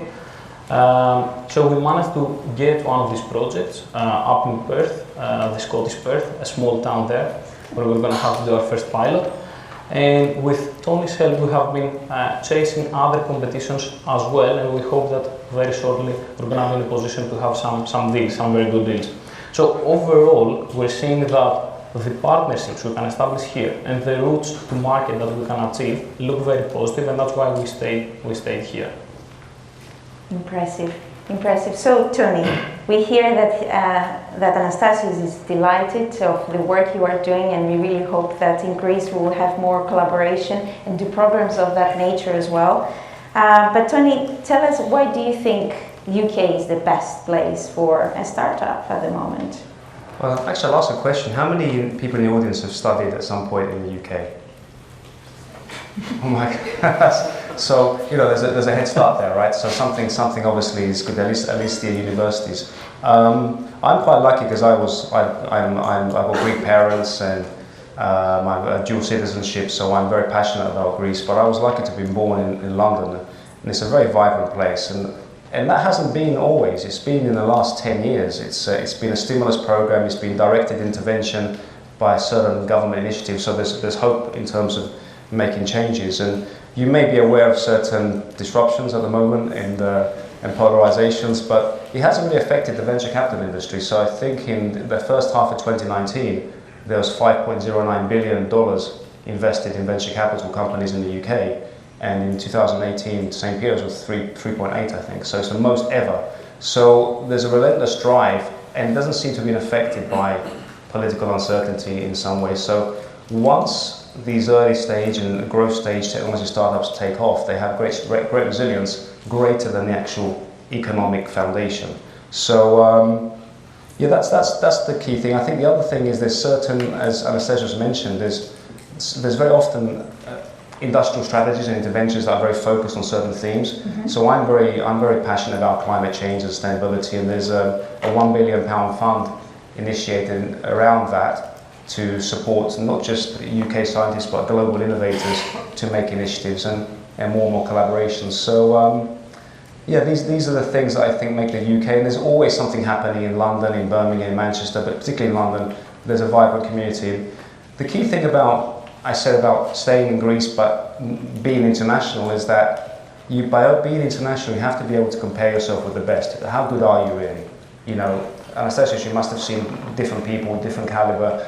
So you have to be able, you go to London, you hear, 150 languages. Everybody comes here and you get the best scientists, the best academics, the best commercial, best business developers, very much the best VCs. The terms are very good here, much fairer. The term sheets are better, the valuations are fairer. It's not easy, it's never easy, but at least it's fair and you have a chance to succeed. So all of these things together, I think, have a positive effect. I would like to emphasize that certainly what we see in Reload is collaboration is key. Certainly we don't want to take the businesses out of Greece, developing centers in Greece. We would like to help them make it more international. So I'm pretty sure with the new government there will be opportunities to have more collaboration, and hopefully we can do a mini GP as well in Greece. So on that exact theme, I think, Tony, in your own personal view now, what do you think Greece should do? We heard from the government before saying their incentives, but they would like to do real incentives, and they emphasized on this. But in your own personal view, Tony, what do you think Greece should do? I think that fortunately I was sitting next to Nicholas Jennett there you are, at dinner yesterday. He gave me a really nice thing. He said there's still a vacancy to be the California of Europe.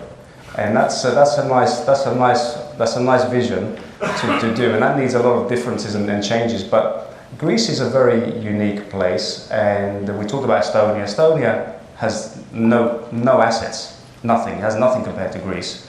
All it had was no legacy. They just scrapped everything after the Soviet Union. What Greece has is loads of capabilities and opportunities, but lots of legacy. So you have to get rid of that legacy. It's very interesting to hear from Yannis about the Herculean tasks and changes that are needed. And I would suggest, I learned something new today, τρία παραθυράκια, I would say. Let's open up a few windows. Let's not change everything, because I think you're not going to boil the ocean. The first one, and these are themes and potential governmental interventions. The how is the issues, but I'll just talk about the themes. The first one we mentioned before is early stage investment.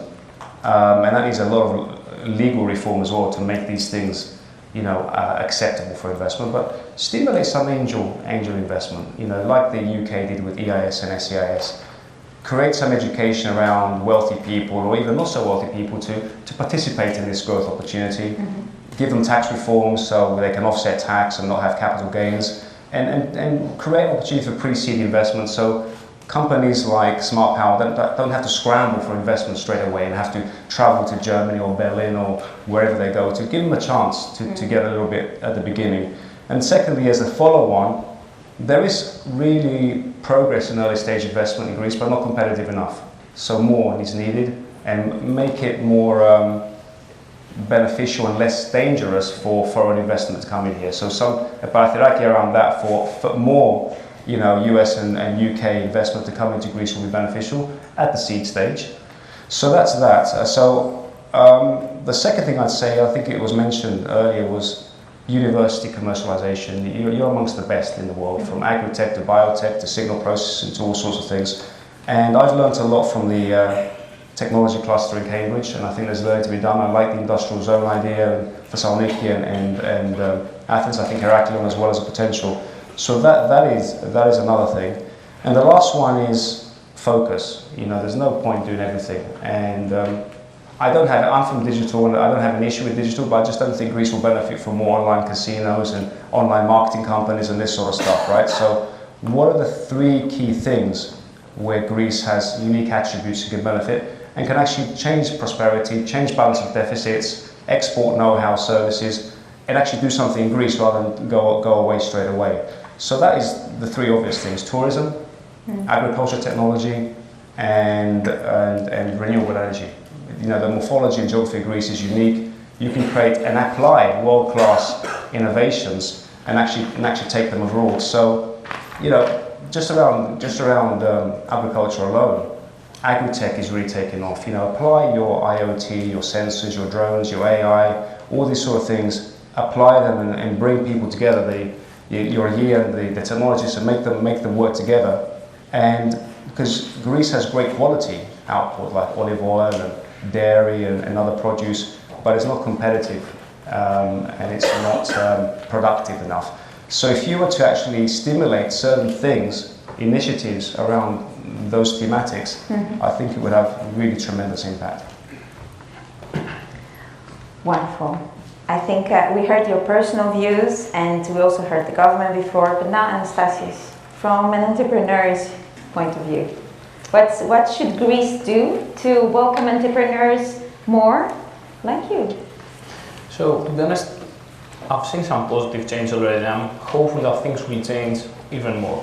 So, when I left Greece, that was 2013, ideas like startup ecosystem, incubators, accelerators were totally unknown words. So, any prospective entrepreneur had to leave the country and go to Silicon Valley, Canada, Berlin, Lisbon, and so on.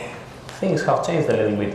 In August, when I was in Greece for holidays, I attended the annual event of EGG, Enter, Grow, Go, which is a very nice initiative, because actually I saw with great pleasure a vibrant environment of entrepreneurs, mentors, investors trying to achieve something, which is good. And that's not the only initiative in Greece. I recently heard about another one in Thessaloniki, OK Thes. So if more and more of these come up, then people will start creating R&D bases, at least in Greece, to commercialize their ideas for the world.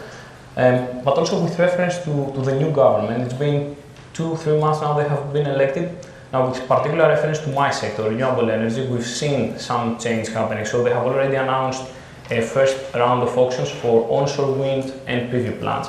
Now that's great, because combined with reduced taxation that was mentioned earlier by the Deputy Minister, if this happens, we're gonna see more and more startups going back to provide their solutions. And I believe that this is going to be an absolute game changer for companies like ourselves that want to go back and establish a strong R&D basis to help us commercialize our solutions from within Greece before getting to a wider geographical area. I'm glad to hear that you also met Egg Grow, which actually happens to be one of our partners as well.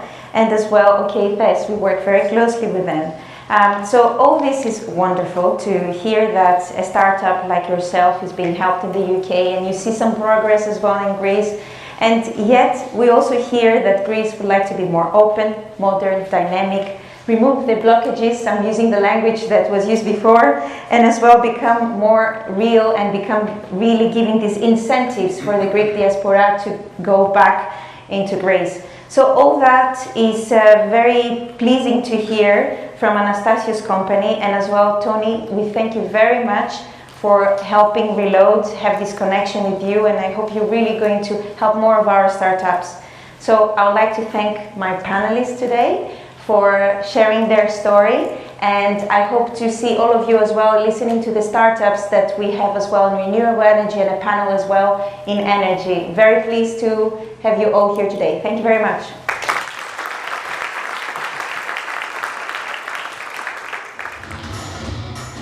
The support we got has been truly tremendous. It really is the missing piece to the puzzle of creating a startup and sustaining a startup. We teach from business model canvassing to investment readiness, and from legal and IP to actually theatre and how you can stand in front of an audience and speak from the heart.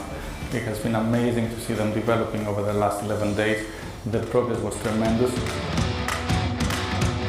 My input to the entrepreneurs is primarily focus to understand exactly what their offering is and exactly what they need to say to attract investment. We see entrepreneurs coming with passion, skill and niche interest into a broader understanding of what a business looks like, a plan, and the enthusiasm and comfort that they can implement it. The program really helped me to put all these ideas into a pitch in a way that is very easily understood. The mentors were great, they pushed to the limits. I can say that we live with a different mindset, and that's the most important part. The judges themselves are investors, and the event, the challenge tonight, is a room full of investors. So we have not opened it to the public, and that shows two things. One is that the investment community is very, very interested in what we do. And secondly, how well connected ReloadGreece is to that community.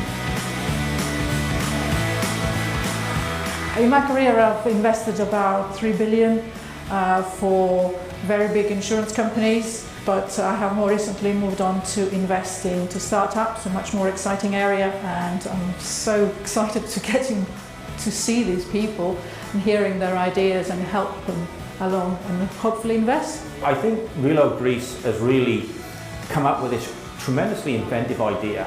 This is actually a fantastic arena for entrepreneurs to put on display what they do. Everything now feels real. It is happening. It is actually happening. And we can put our dream and our vision into reality.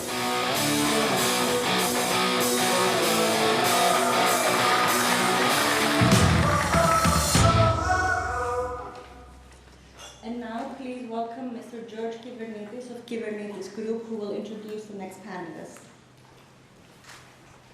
Good morning, everyone.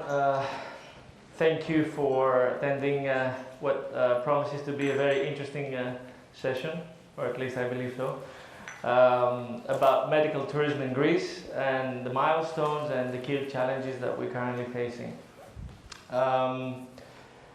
Medical tourism, I would say it's a very interesting and a very beneficial aspect of tourism for a country. It exists for quite some time.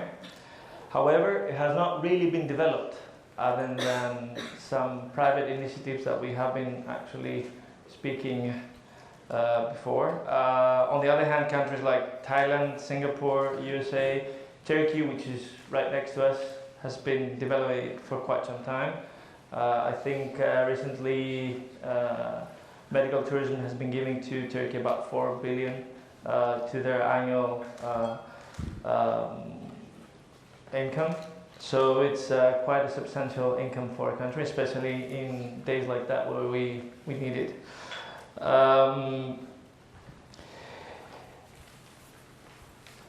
Let me introduce our expert speakers here. We currently are at the forefront of this new industry, and undoubtedly they have a lot to contribute to our discussion. We have Dr. Konstantinos Pandos, who is the scientific director and founder of Genesis Athens Clinic, a private general gynecological surgical clinic which was founded in 2014. Dr. Pandos has about more than 30 years of experience in obstetrics and gynecology, and 25 years in the field of infertility. He is an expert in all aspects of assisted reproduction treatment and technology, an author of many publications, and a member of many international organizations. I can personally say that Dr. Pandos has, as well as the other speakers as well, but knowing Dr. Pandos' background has given a lot into medical tourism from the private part of his will and knowledge, and as well as expertise. We have next to Dr. Pandos Mrs. Alexia Hadjiparassidou, who is a senior clinical embryologist and lab director of Embryo Lab Fertility Clinic, which was established in 2004. She's also the director of Embryo Lab Academy, which was founded in 2013. She specializes in the application of modern oocyte and embryo freezing methods. She's treating male subfertility and azoospermia. She's certified embryologist since 2008 and a member of the European Society of Human Reproduction, as well as other societies. And to my right is Dr. Dimitris Drakotos, who is a certified plastic surgeon and founder of Art Surgery, specializing in plastic, aesthetics, and reconstructive surgery. Dr. Drakotos has gained his experience in Germany in the Düsseldorf University and the Frederick Alexander University and the Martin Luther Hospital. And he completed his training in plastic surgery and aesthetics with the basis in trauma and burn units. You're actually specialized in all kinds of aesthetics, correct? As well as gluteal sculpture, rhinoplasty, and breast augmentation. So thank you all very much for being here. And I would like to start with you, Dr. Pandos. What is it that makes Greece such a desirable destination for medical tourism, and that's going to make us compete, I would say, against the other countries which have been doing it for quite some time now? Greece has, thank you for your good words before. We all strive to make Greece a destination. It's become, together with my colleague here and various other colleagues in Greece, Greece has a lot of advantages. It's got some disadvantages too.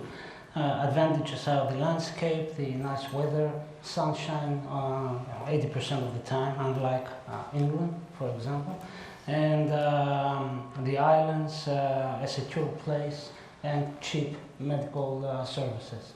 So it's got the other disadvantages, of course, and we heard about them, you know, parathyrakia, loopholes, and all these things that creates an environment of uncertainty and untrustfulness sometimes, and mostly towards the diaspora, you know, the people, the Greek people who have left Greece. I was born in Australia, my parents left Greece too. In the old times, Greece will send away the workers. My father was a worker. Now it's sending away the scientists. So we've got all this brain drain that we talk about. So in normal circumstances, we would like to have a government which sees an opportunity, and the opportunity is medical tourism. So the government, a normal government, will have a think tank, you know, saying, oh, there's an opportunity there. Let's create a national board through the Ministries of Health of Tourism on medical tourism, participate in international boards and health tourism institutions, and try and promote Greece like Thailand has done, like Turkey has done. And then choose the best medical practices, show them abroad, take the doctors here, take them worldwide and show all about our medical services. And create a sense of trust, a trust in medical services, a trust in administrative frameworks, and a trust in the country itself. However, this has not happened. And it has not happened because Greece has various limitations. And one of the main problems of Greece is that, for example, in the medical society, we've got the university professors who hate the public sector. The public sector hates the university for various reasons. Both of them hate the private institutions and the private doctors. So there's no agreement, no sense of unity. And as such, you can't do anything about it. So this will be in normal circumstances. So if I was a doctor in Greece, as I am, waiting for the government to do something, I will now, to tell you the truth, I will now have been treated for depression. I would have been depressed, and I would go to my psychiatrist and talk about all these, things that I would have expected from the government. So what we did was we started a revolution, an uprising from the base. We talked with Patoulis, the head of local government, the mayor, and the head of Kέντρο in Greece. We'll talk more about the initiatives and what you did to go on, but I would like to turn the table to you and ask you on the same question and on the same subject. Last year, Greece received 31 million of tourists. However, we received about 7,500 of medical tourists, while we have completely different numbers coming from Turkey, which is right next to us. Why is it so difficult, according to your opinion, Ms. Hesbarazou, that Greece has not become a medical destination? So I would like first to tell you what makes Greece an attractive destination for medical tourism.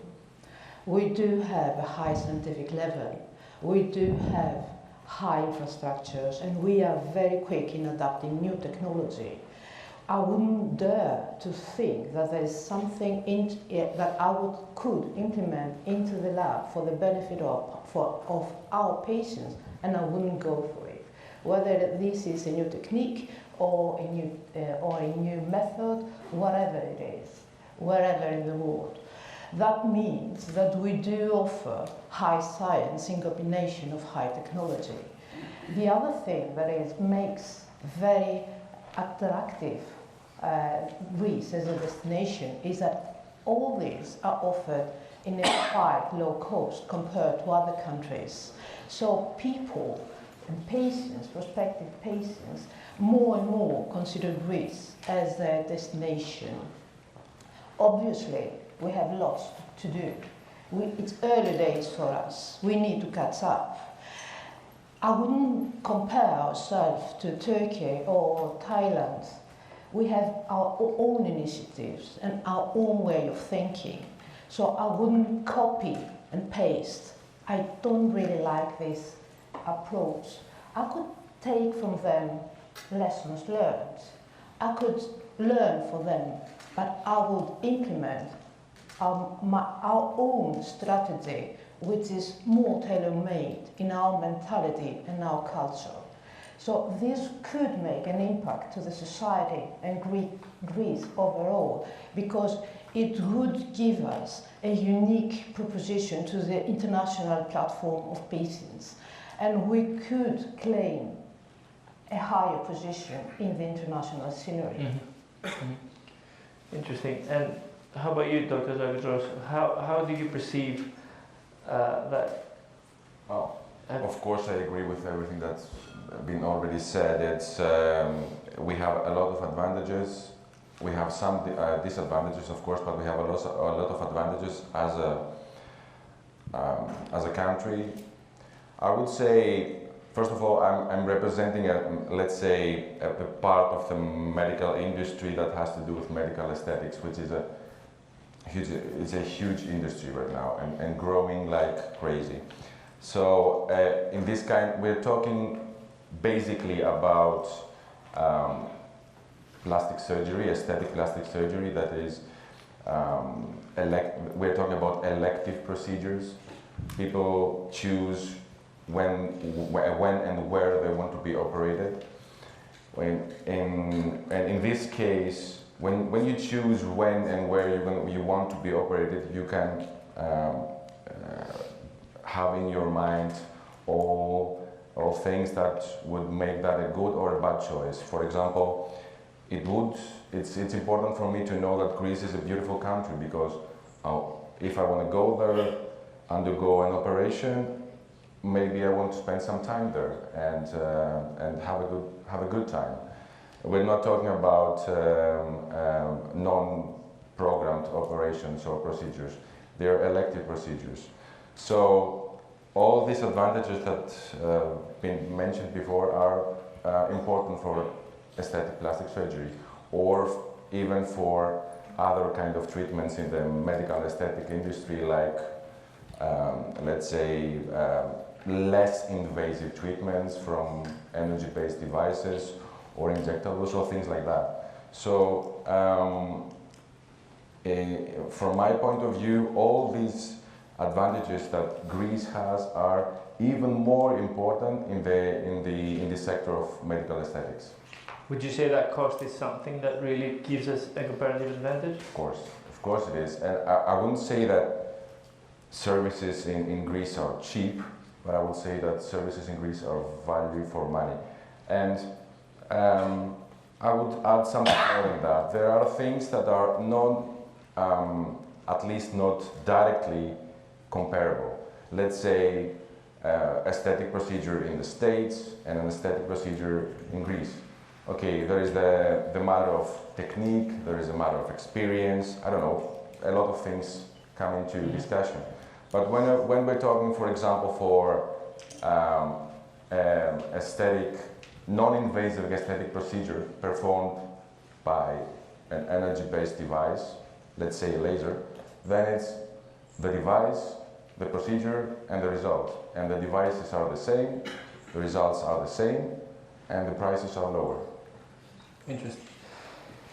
Dr. Pandos, I'm returning back to you and going a little bit to the economical aspect of medical tourism, and how important have you seen all these years that you've been dealing with medical tourism with private actions for Greece, and how would it benefit Greece in the next years to come?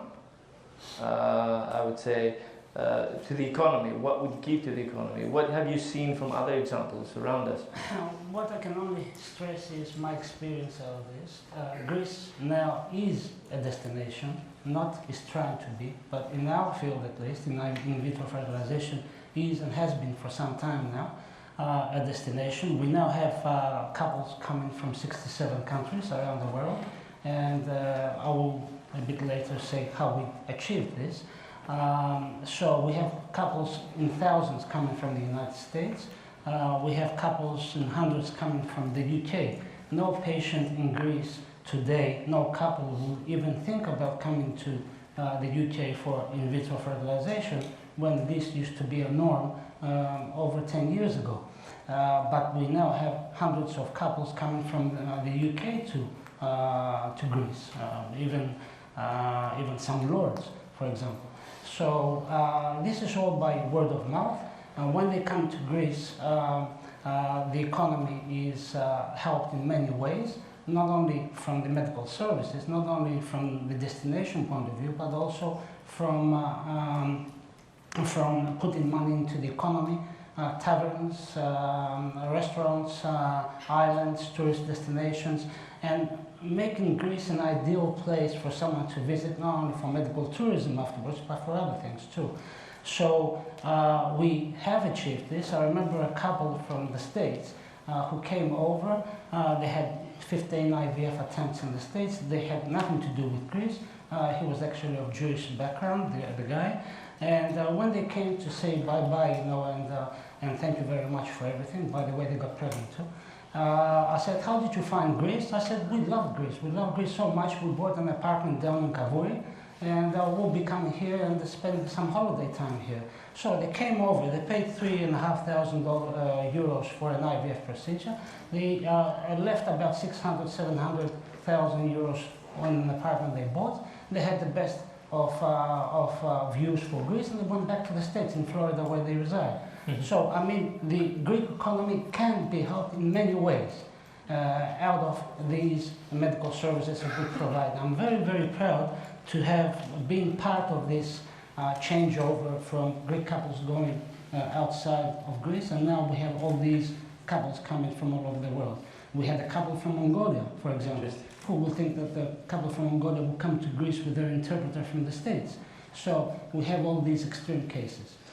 What's your experience on that? My experience is that Greece is an upcoming destination, but it has lots of potential. So I'm not fully agree with Professor Pandos, but I think that there are lots to be done here.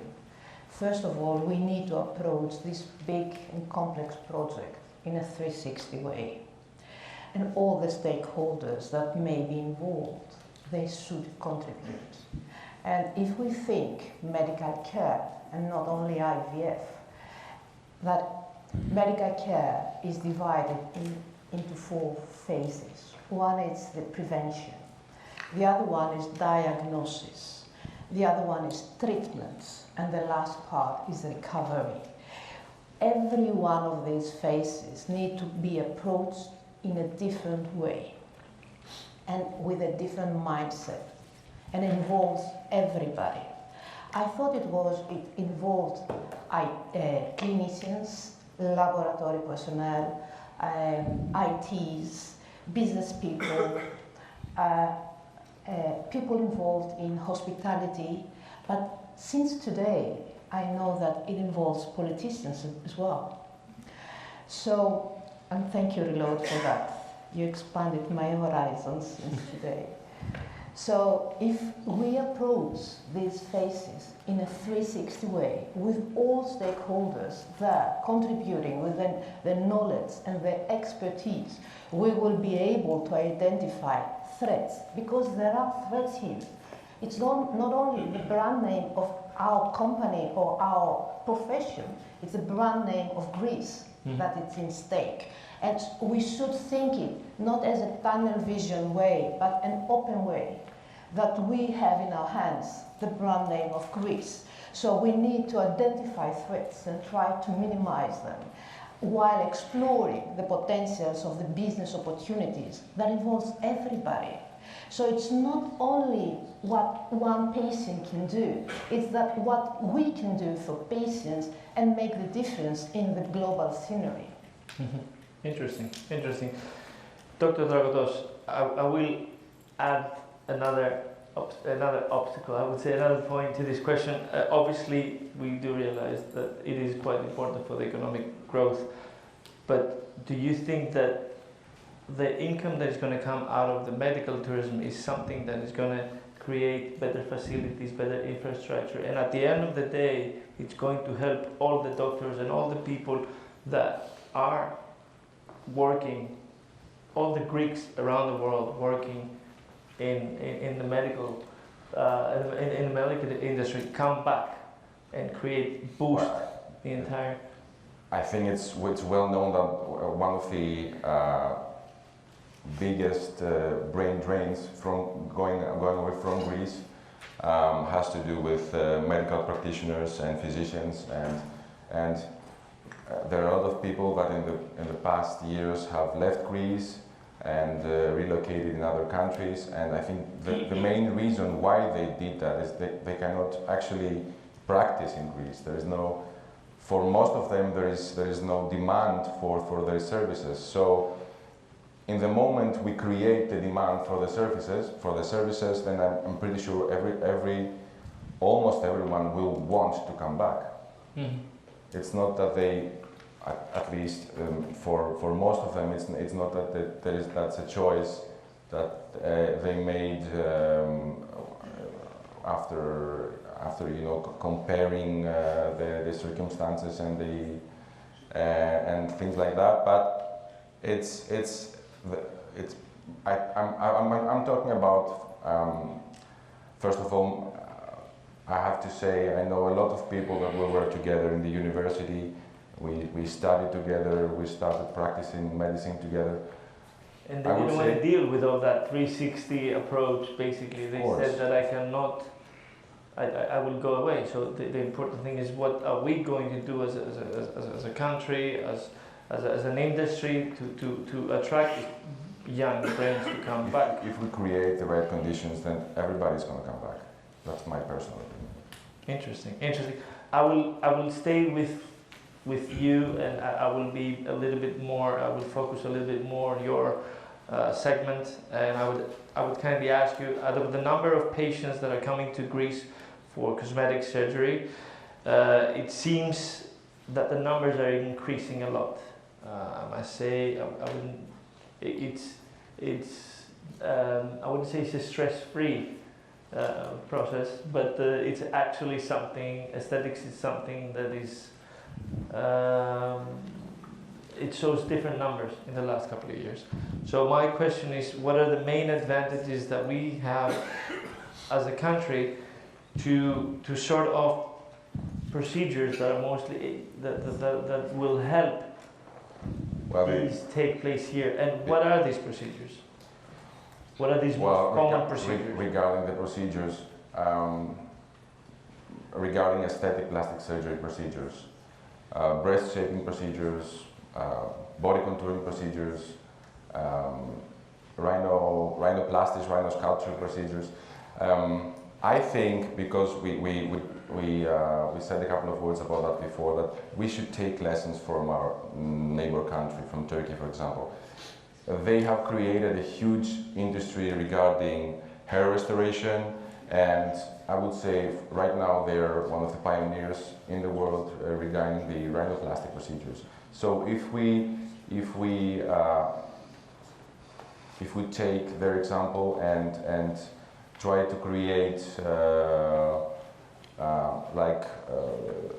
really attractive conditions for procedures, then we can have several achievements. So, if I may add, and I'm sorry to interrupt, is with the stability that Greece has been having in tourism for the last couple of years, if we're able to provide the same service, the same facilities, and by facilities I mean insurance facilities, and how these actually tie up with insurance that every international patient has. So a better insurance policy that will actually give them the ability to come here and be stress-free in terms of the cost and so on and so forth. I think that would be something that might get something of that 17 million.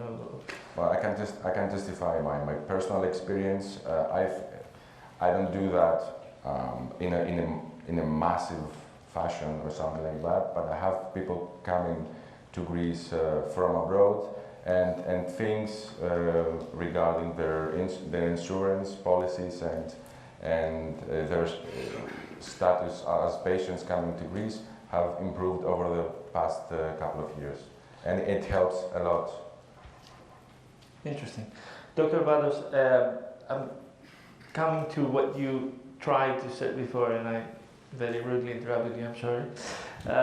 You mentioned about the facilities, the infrastructure of Greece, and what we can do to improve that, basically. And as we have a very young crowd here, which are looking to get ideas, either to get back to Greece and find something new, we have a very attractive segment here, and a very attractive sector, because one, tourism gives a lot to the Greek GDP.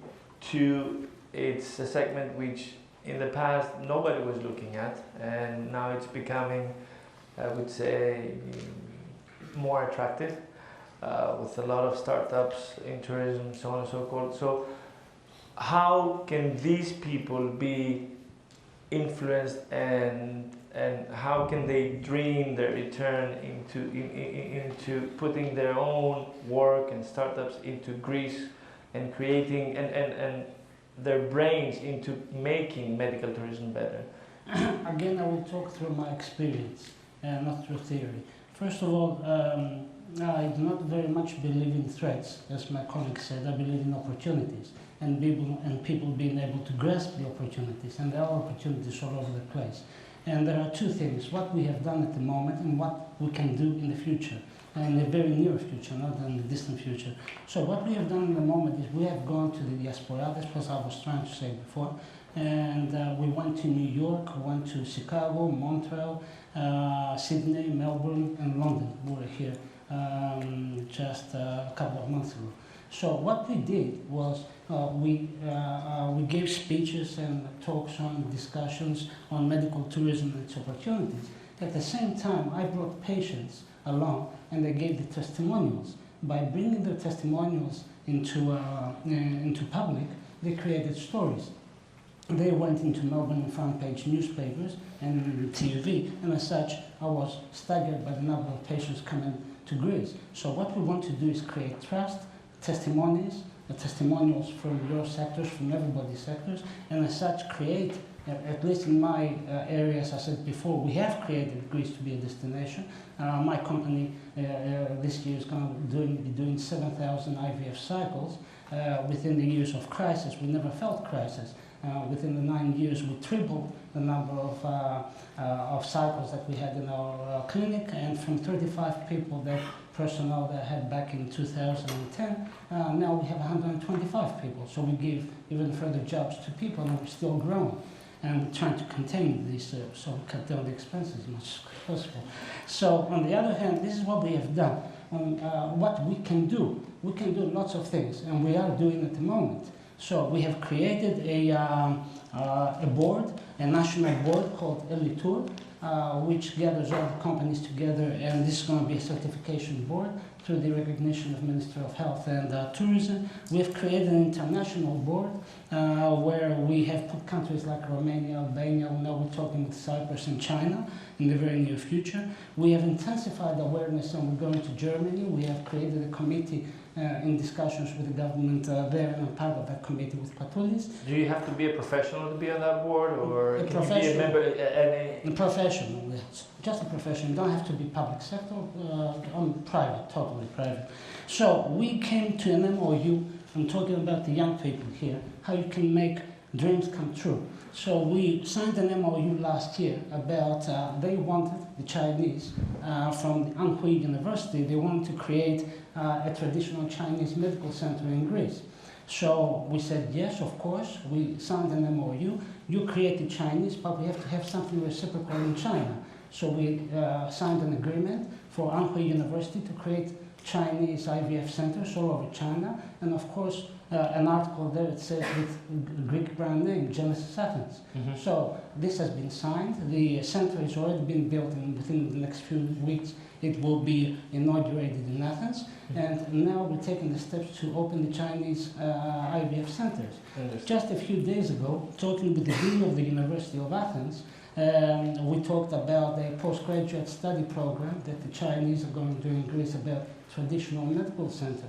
And of course, on a reciprocal basis, and the dean was very positive for this. I talked just yesterday with the Chinese, Anhui, the president of the university, and I said, we're going to create this postgraduate program, but it would be very nice for you as a reciprocal to create a master program or postgraduate program in China, talking about Hippocrates' teachings, for example. As Hippocrates used herbs and votana within the first days, and this is what the Chinese are doing. They accepted it very, very happily. So in this way, we're going to have Hippocrates all over the universities in China, and Hippocrates, of course, is Greece. So in this way, you can make something very simple, become very huge, creating Greece as a destination in the minds of people who want to come here and have medical services. So you don't go there just, advertising your services. You go through other means, and we are doing this at the moment. Yes. Let me come to you, Alexia. And first of all, I need your comment because I think you need to breathe out. Do I? I look like stressed. Yeah, I've been looking at you, and I think you want to speak out. So I would like your comment to that as well. And excuse me, I would also like to have your comment on You have created the Embryo Lab Academy since Yes, 2015, yes. and I'm sure you have your own. You're putting your own little litharaki, as we say in Greek, yes. into attracting people to Greece. But how do you foresee that in the future? Just before we move on to my question, I would like to emphasize what Dr. Pandus is doing. It reflects our improved confidence into doing what is known as international network. So we are more confident compared to the earlier days. So we go out, we talk to people, we feel that we have something important to deliver, and hence we can see that people respond, and they respond positively, and they like the ideas. So as far as Embryo Lab Academy, it was a result of a need. It was a momentum where I felt like I had the need to connect with international scientists. Being a lab personnel means that we spend lots of our time in our labs in front of our microscopes and our embryos. So embryos do not talk, as you may know. And so during our work days, we may deal with lots of challenges that are rarely shared. So Embryo Lab Academy aims to bring all these people into a common platform where we can discuss our concerns and improve our practices through workshops, hands-on training workshops. And this is what I would like to add to your question. Since we have a very high level of expertise in Greece, education and training can become one of our great assets. And we have the possibility to do so. But not only this, it's all the strategy we need to get organized, a multidisciplinary strategy, as I said at the beginning.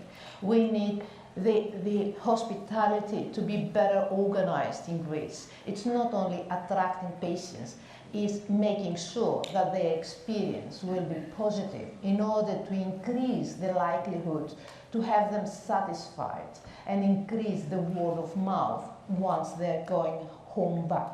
Because an IVF patient, and I'm talking about my sector, they do understand the possibility of a failure, but what they cannot forgive is when they are not taken care properly and respected properly.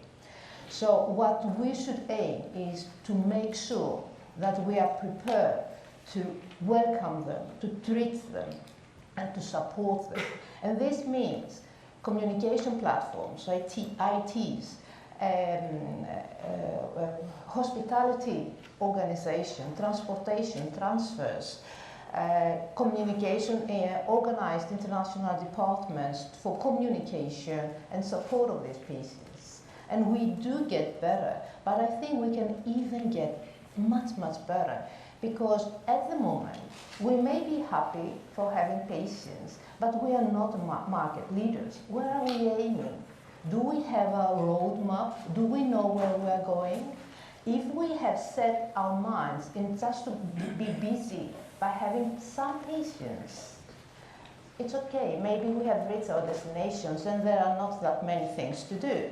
But if we feel that we deserve a better position in the international scenery and we have the potential to become market leaders, then we have work to do. We have strategies to implement, to design and implement. Mm-hmm. Thank you, thank you. Dr. Dragotos, I'm coming to you again first of all, I would like your comment on what Mrs. Hatziparassidou was saying. I totally agree, and I think the key word is multidisciplinary approach.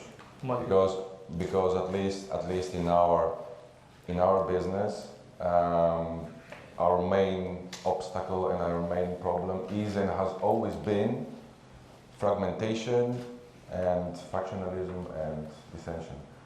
Even people that have common interests cannot form a unified team to defend them.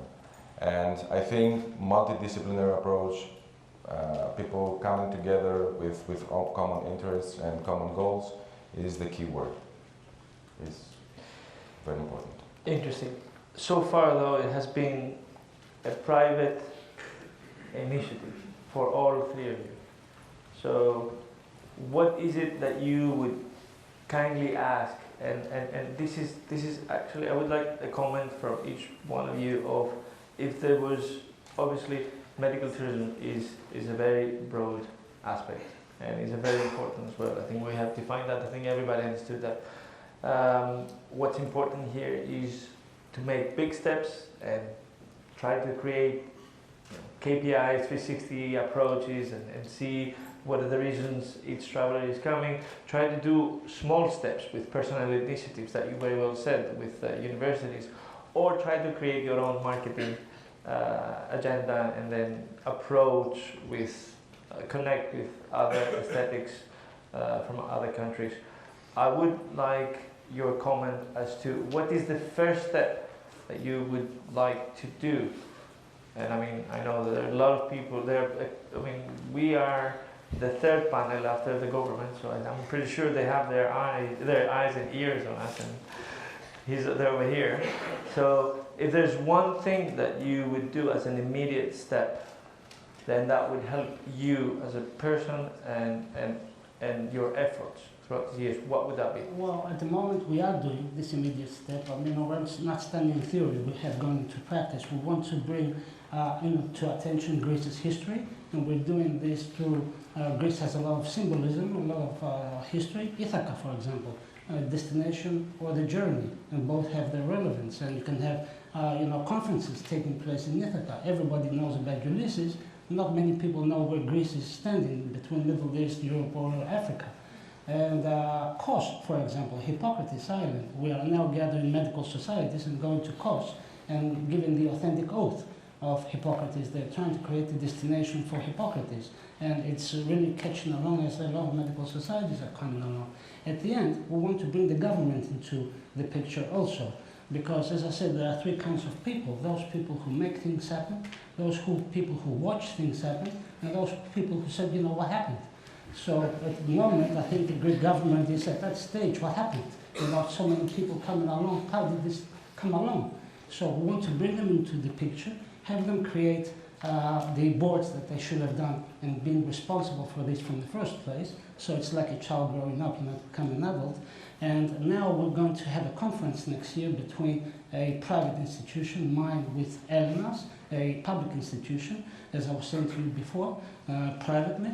And towards May, we're going to do this conference where we're going to gather medical doctors, politicians, and business people, and people with influence, and tell them, we're making things happening today. All this talk about private and public and whatever, we're doing it. And of course, we would like the support of the government towards that conference, of course, I presume. It would be something that would be nice to have, correct? So in this way, we create an optimism for doctors who have left the country and come to England, for example, to create a sense of trust and come back. They don't have to come back fully. They can open an office now and have one leg in Greece, one in the UK, facilitate patients from the UK to come to Greece and such, giving them another horizon into their work. And at the end of the day, for them to come back. I think there are a lot of opportunities. You only have to see them. Concluding, I've got my son here. He, as a business guy, said I'll open your first business right on the mountain outside of Athens, a restaurant. He said, how are people going to find out about this restaurant? I mean, we're in the middle of nowhere. I said, it's easy. Just bring a few kangaroos from Australia, and today it's making money, a lot of money within the first year, because I've had some destination there. So it's easy. Your comment? I think that is a great momentum. I wish that everybody can see and acknowledge that how good the timing is. We have all the potentials to take it to a very high level and create a new income for our country, new business opportunities for many, many people, new jobs, restore our confidentiality as nation after the crisis. We for sure need it. hope the government can see and support. Thank you. Dr. I'm going to try to keep it practical because we are out of time, as I can see. So I don't know if a lot of people know that in medical aesthetics, when you offer an aesthetic service, then you get an extra additional tax, VAT tax, and that's reasonably higher than compared to our neighbor countries. So that's an idea. I don't know. Lower that, and I've had several problems from patients wanting to come over from the Middle East, and they had problems with issuing their visas. So I don't know if that could be. So visa is something we need to look at. I'm not sure if we have any time for any questions, or I'm pretty sure it's not a startup idea or environment, but it's very important. Medical tourism is very important for Greece. I personally believe it's going to be one of the segments that's going to play a huge role for our country, and I can see a lot of opportunities into that segment, as it has not been digitalized yet, or it has not been to the position to say that we have gone into the new era of tourism for our country, what other countries have. So I don't know if anyone has any questions. Do we have any time? Yes. Thank you so much for conversation. I'm from UCL Management School, and I'm now entrepreneurship student at UCL. And I'm also an entrepreneur in China. I'm from Beijing. And I think I'm hearing this conversation by such a coincidence, because I have been cooperating with China's most significant athletic society since 2009. And my first question is that, comparing with South Korea, what is the hugest competitive advantage in terms of aesthetic surgery? And my second question is that, because hundreds of thousands of people, Chinese people, are doing their rhinoplasty surgeries in South Korea because the vicinity from China. And my second question is that, if I have the chance to bring a lot of Chinese people to do plastic surgeries in Greece, is that will be welcome? Thank you. Okay, so first of all, regarding the rhinoplasty procedures, Asian rhinoplastic or ethnic rhinoplasty is something that you have to be well trained to do. And for example, for European plastic surgeons, because we don't have a lot of patients coming over from Asia, is something that they don't regularly do unless they are trained in rhinoplasty. So what are advantages compared to South Korea? To be honest, I've never been to South Korea. I have had interaction with a lot of colleagues from South Korea in the past. I think they're very well trained.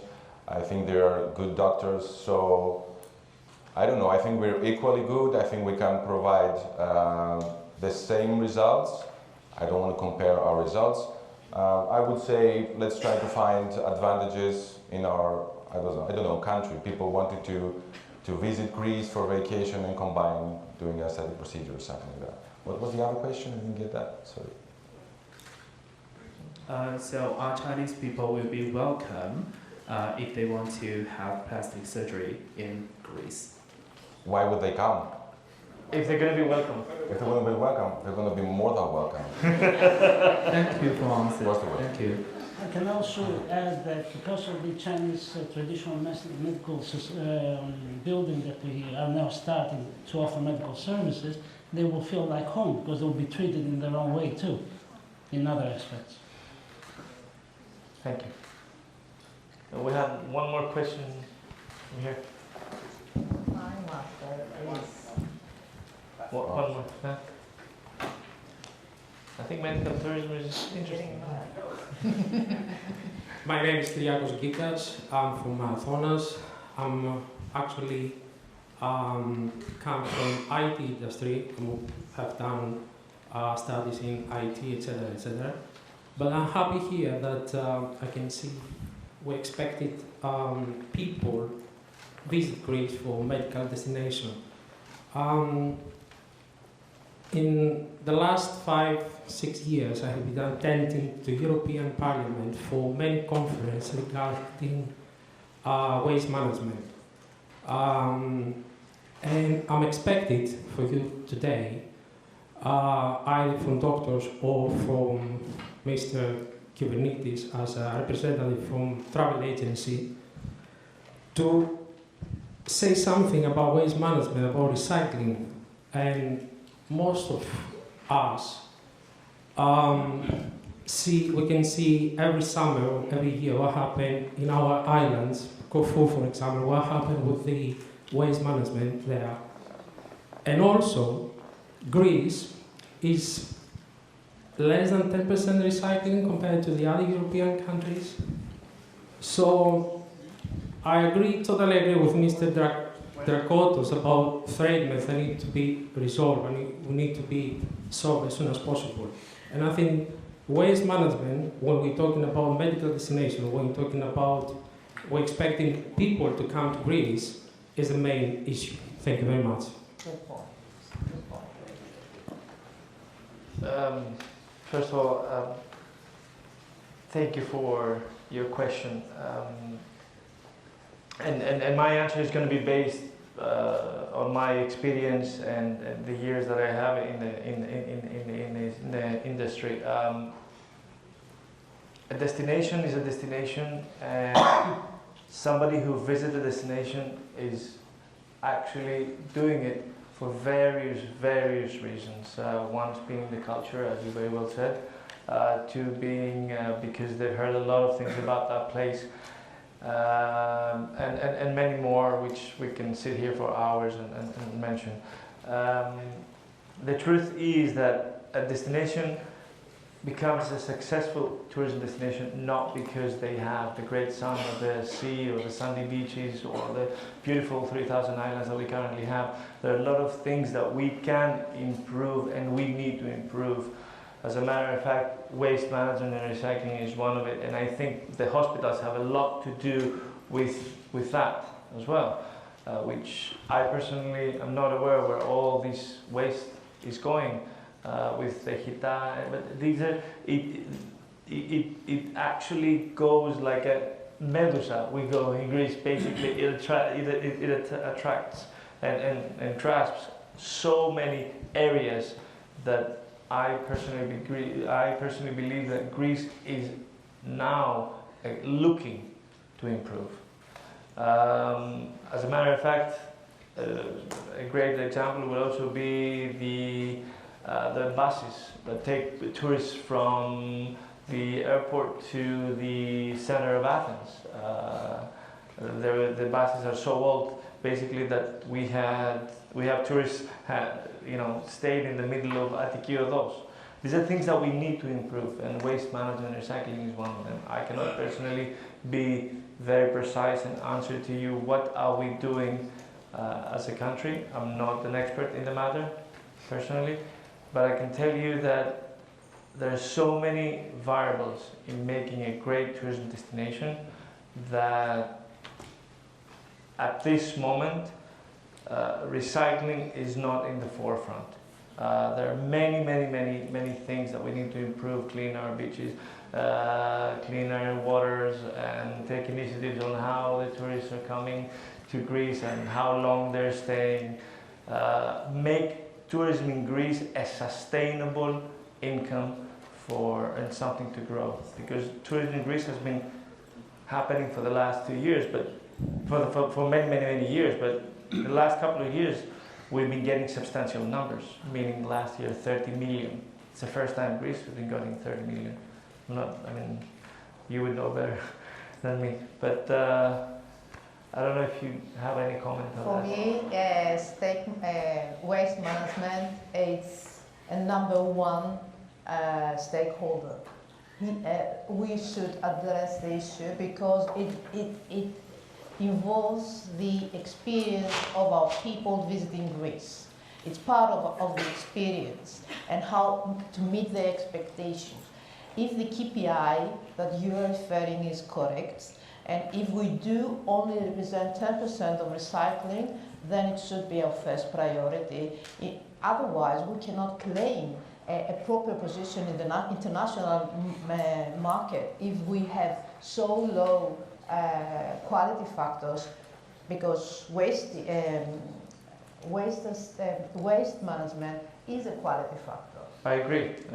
And it's extremely important by all means. But there's so many factors that really contribute the experience of a traveler in Greece. So thank you very much all for coming. Thank you for...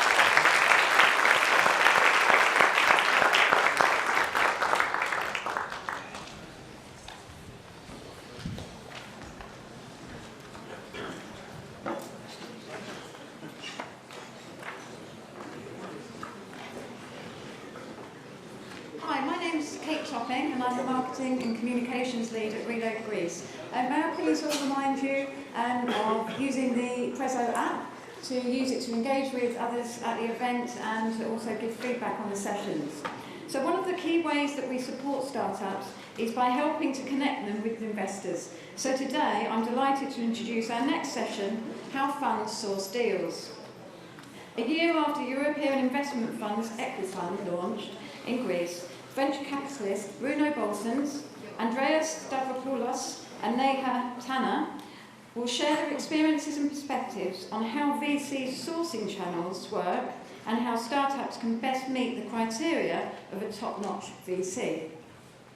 The session will start with an introduction from Andreas, followed by a discussion from our illustrious panel of experts. Andreas is a Harvard graduate and partner at Threshold Ventures, and he has kindly travelled from Silicon Valley to be with us today. Andreas currently serves on the boards of several companies, including AppStream, Everdream, Meetup, Silverpop, and Vizu. Please welcome Andreas to the stage.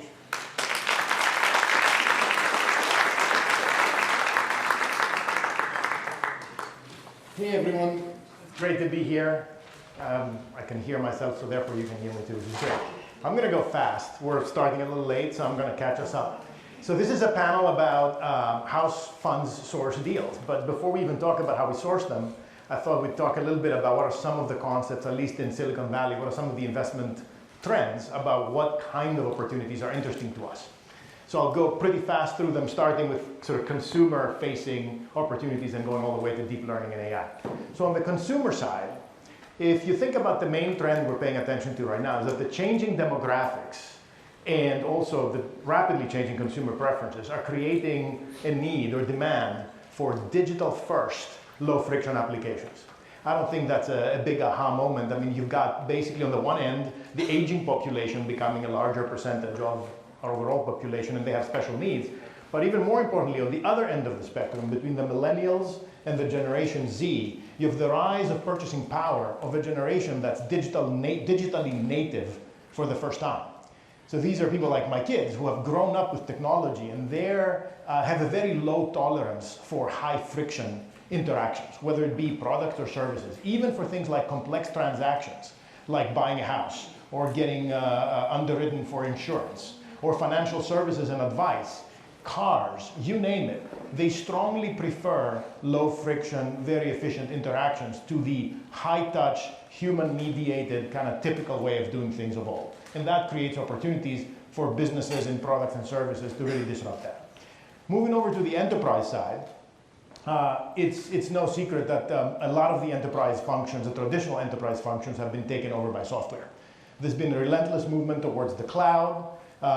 Most of you work in large companies, you know how much you have to interact with software every day. So there's still opportunities we'll look at within vertical software as a service or functionally ones.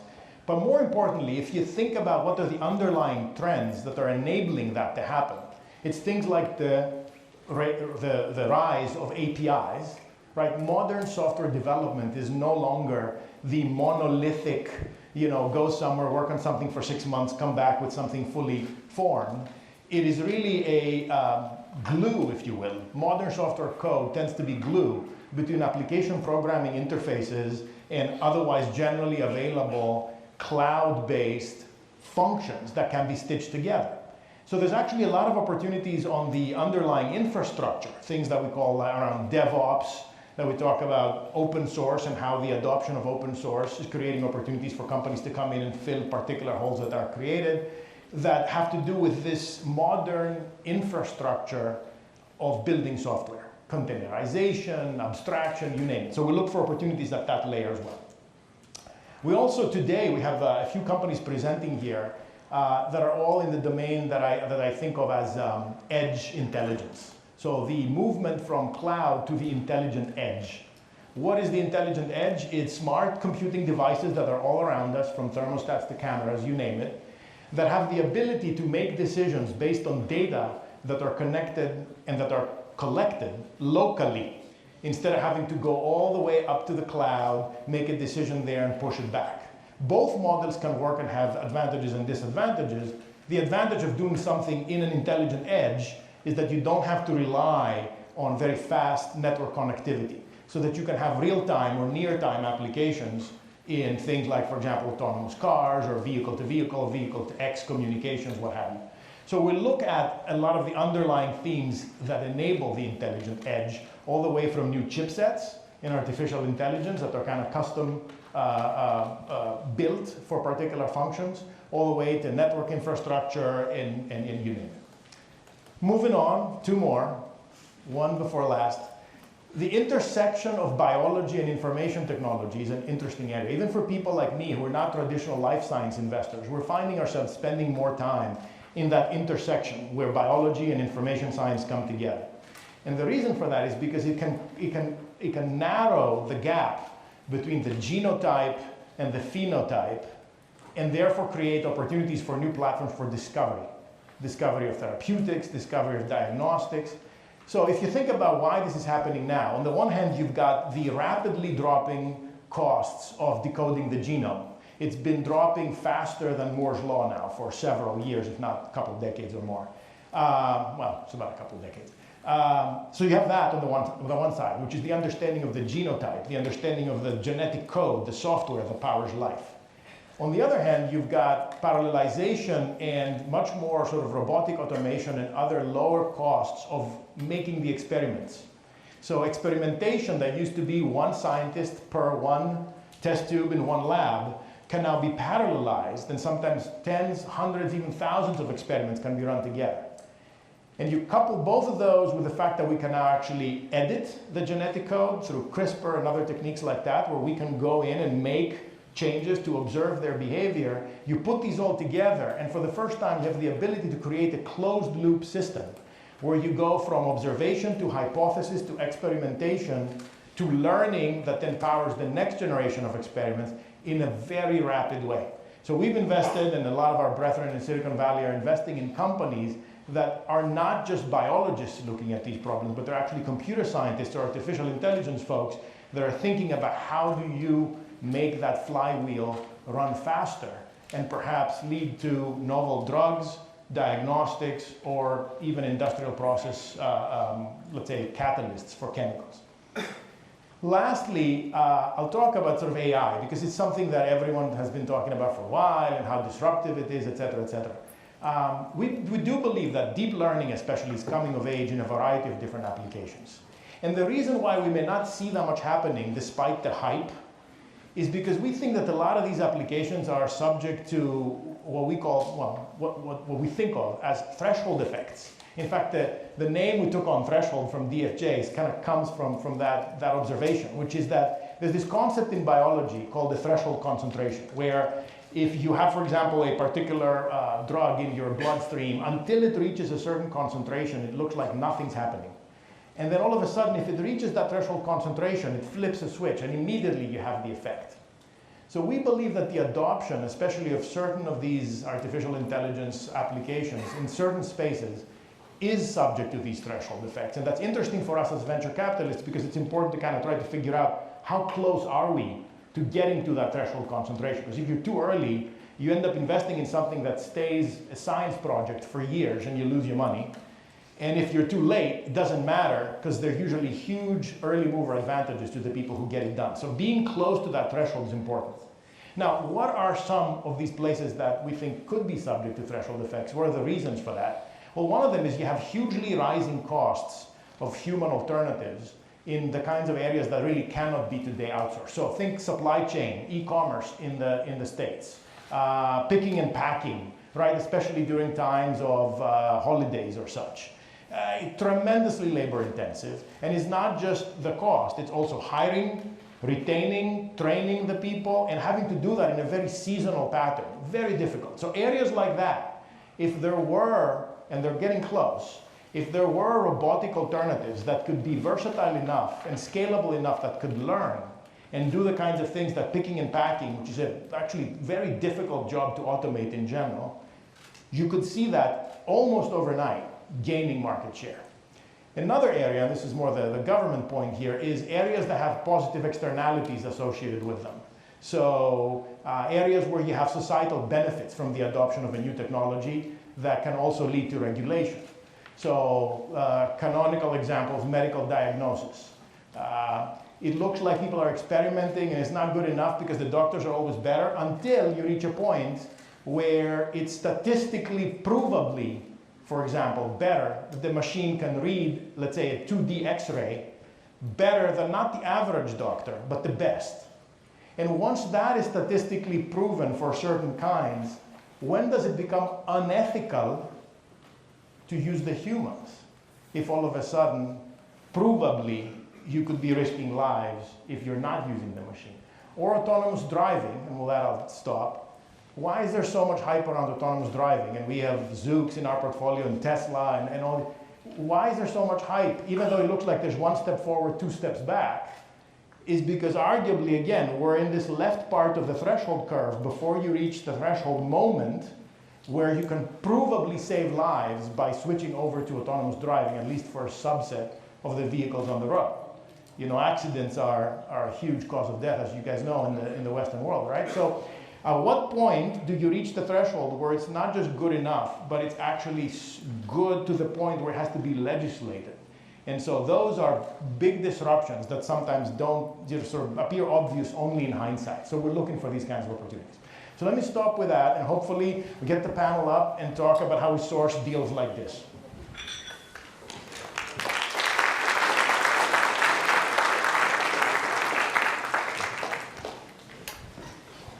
Thank you, Andrea.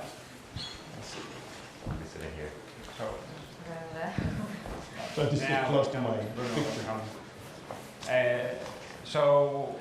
Other than my moderation role here, I also have to do my timekeeping role. So I have to look at my clock here and stuff. But I think we have like a very interesting panel here with us today. Bruno from Big Pie is basically like a seed fund in Greece involved the equity fund. Sorry about that. It goes from, it's a UK-based fund, early through Series A. Andreas, like it goes early from up to Tesla guys, so it goes very high up. So Bruno, do you want to start? You were here last year. Do you want to talk about Big Pie, like how things have evolved for equity fund overall over the past year, and talk about maybe like some investments you made and everything? Right, that's quite a lot of it to begin with. Yeah. I've attended quite a few activities and organizations of ReloadGreece. Compared to last year, I indeed, endorse the fact that the maturity has grown and the teams are well prepared, better prepared than ever before. So I'd like to say once more that the sort of support that the organization has given to those teams of young people that want to, create their own startup, that support has really been growing, and I, applaud that. Big Pie, as you correctly say, is one of those funds that got created in the framework of E.A.F's equity fund. We are based in Athens, and we're 5 partners looking into, as you said, anything with a ticket size from 500 to 1500K. We can do follow-on to bigger numbers, but that's usually the sort of ticket size that we start with. Regarding investments, we have been in business for a bit more than a year now. We are one of the last creations of those funds that got created. We have now publicly like 5-6 investments made in various domains. We will be announcing a few more anytime soon. So yeah, we're sort of on track of investing the money we're supposed to invest in our sort of 4 or 5 years investment period. So we're on track like 20-25% of our fund. What about you? I've read on the website you're all about the delightful moments. When actually you read this, as I said, it makes sense. But what do you want to talk more about your fund? Yeah, so like you said, we're actually seed up Series A fund. We're actually a US fund, also investing in Europe and Asia. I work predominantly in the EU. So our thesis, you're absolutely right, are companies that create delightful moments. Another way that we've sort of coined that is the emerging science and technology of health and happiness. So I resonate a lot with, Andreas, what you said. Our sweet spot is this intersection of what we call biology and engineering. There's 1,000 ways to say it. And we look at 60% of our portfolio is life sciences, so everything from health tech, med tech, through to genetics, microbiome, personalization of everything. We do alternative proteins, food, so plant-based alternative meats. And then we have a big section on consumer packaged goods. And all of that is very much around what can we bring to an individual or a consumer or a user that is making the experience much more personal and customized. And so the term sort of delightful moments came out of that, because we are hopefully going to get people's creative juices going. There are probably 1,000 definitions of delightful moments. So when startups come to us, it's, well, what's your interpretation of that? And then we will hopefully invest into that. Okay. So everyone, I have a list of questions here that I can start asking. But I also want to make it a bit interactive. So first question for you guys. How many inside here have a startup or they want to start a startup? Don't be shy. Okay, so how many people would like to ask a question? No. So yeah, we have this app. It's called Presso for those of you who are shy. So you can go in the app and find the panel. It's like how funds source deals, and maybe type your question for our people here, for our investors here, in the app, and I'm going to read it out loud. But until this happens, and if anyone has a question, no. Okay, I'll go and start. So we obviously discussed about some trends. Bruno, do you have any other trends or mega trends that you see that you would like mentioning? Well, maybe a trend in the VC ecosystem in Greece, because the previous funds that got created in 2009, 2014, 12, those years were mainly focusing on internet-related startups, technology, disruptive markets, stuff like that. The funds that got created now, and to which we belong, do also have to have a technological or more tech focus. So I see the trend that we are looking into more IP-heavy things, and this is sort of new to a not yet mature ecosystem as we have in Greece. So this makes that we have to, actively reach out and scout for deals in universities, research organizations, things like that.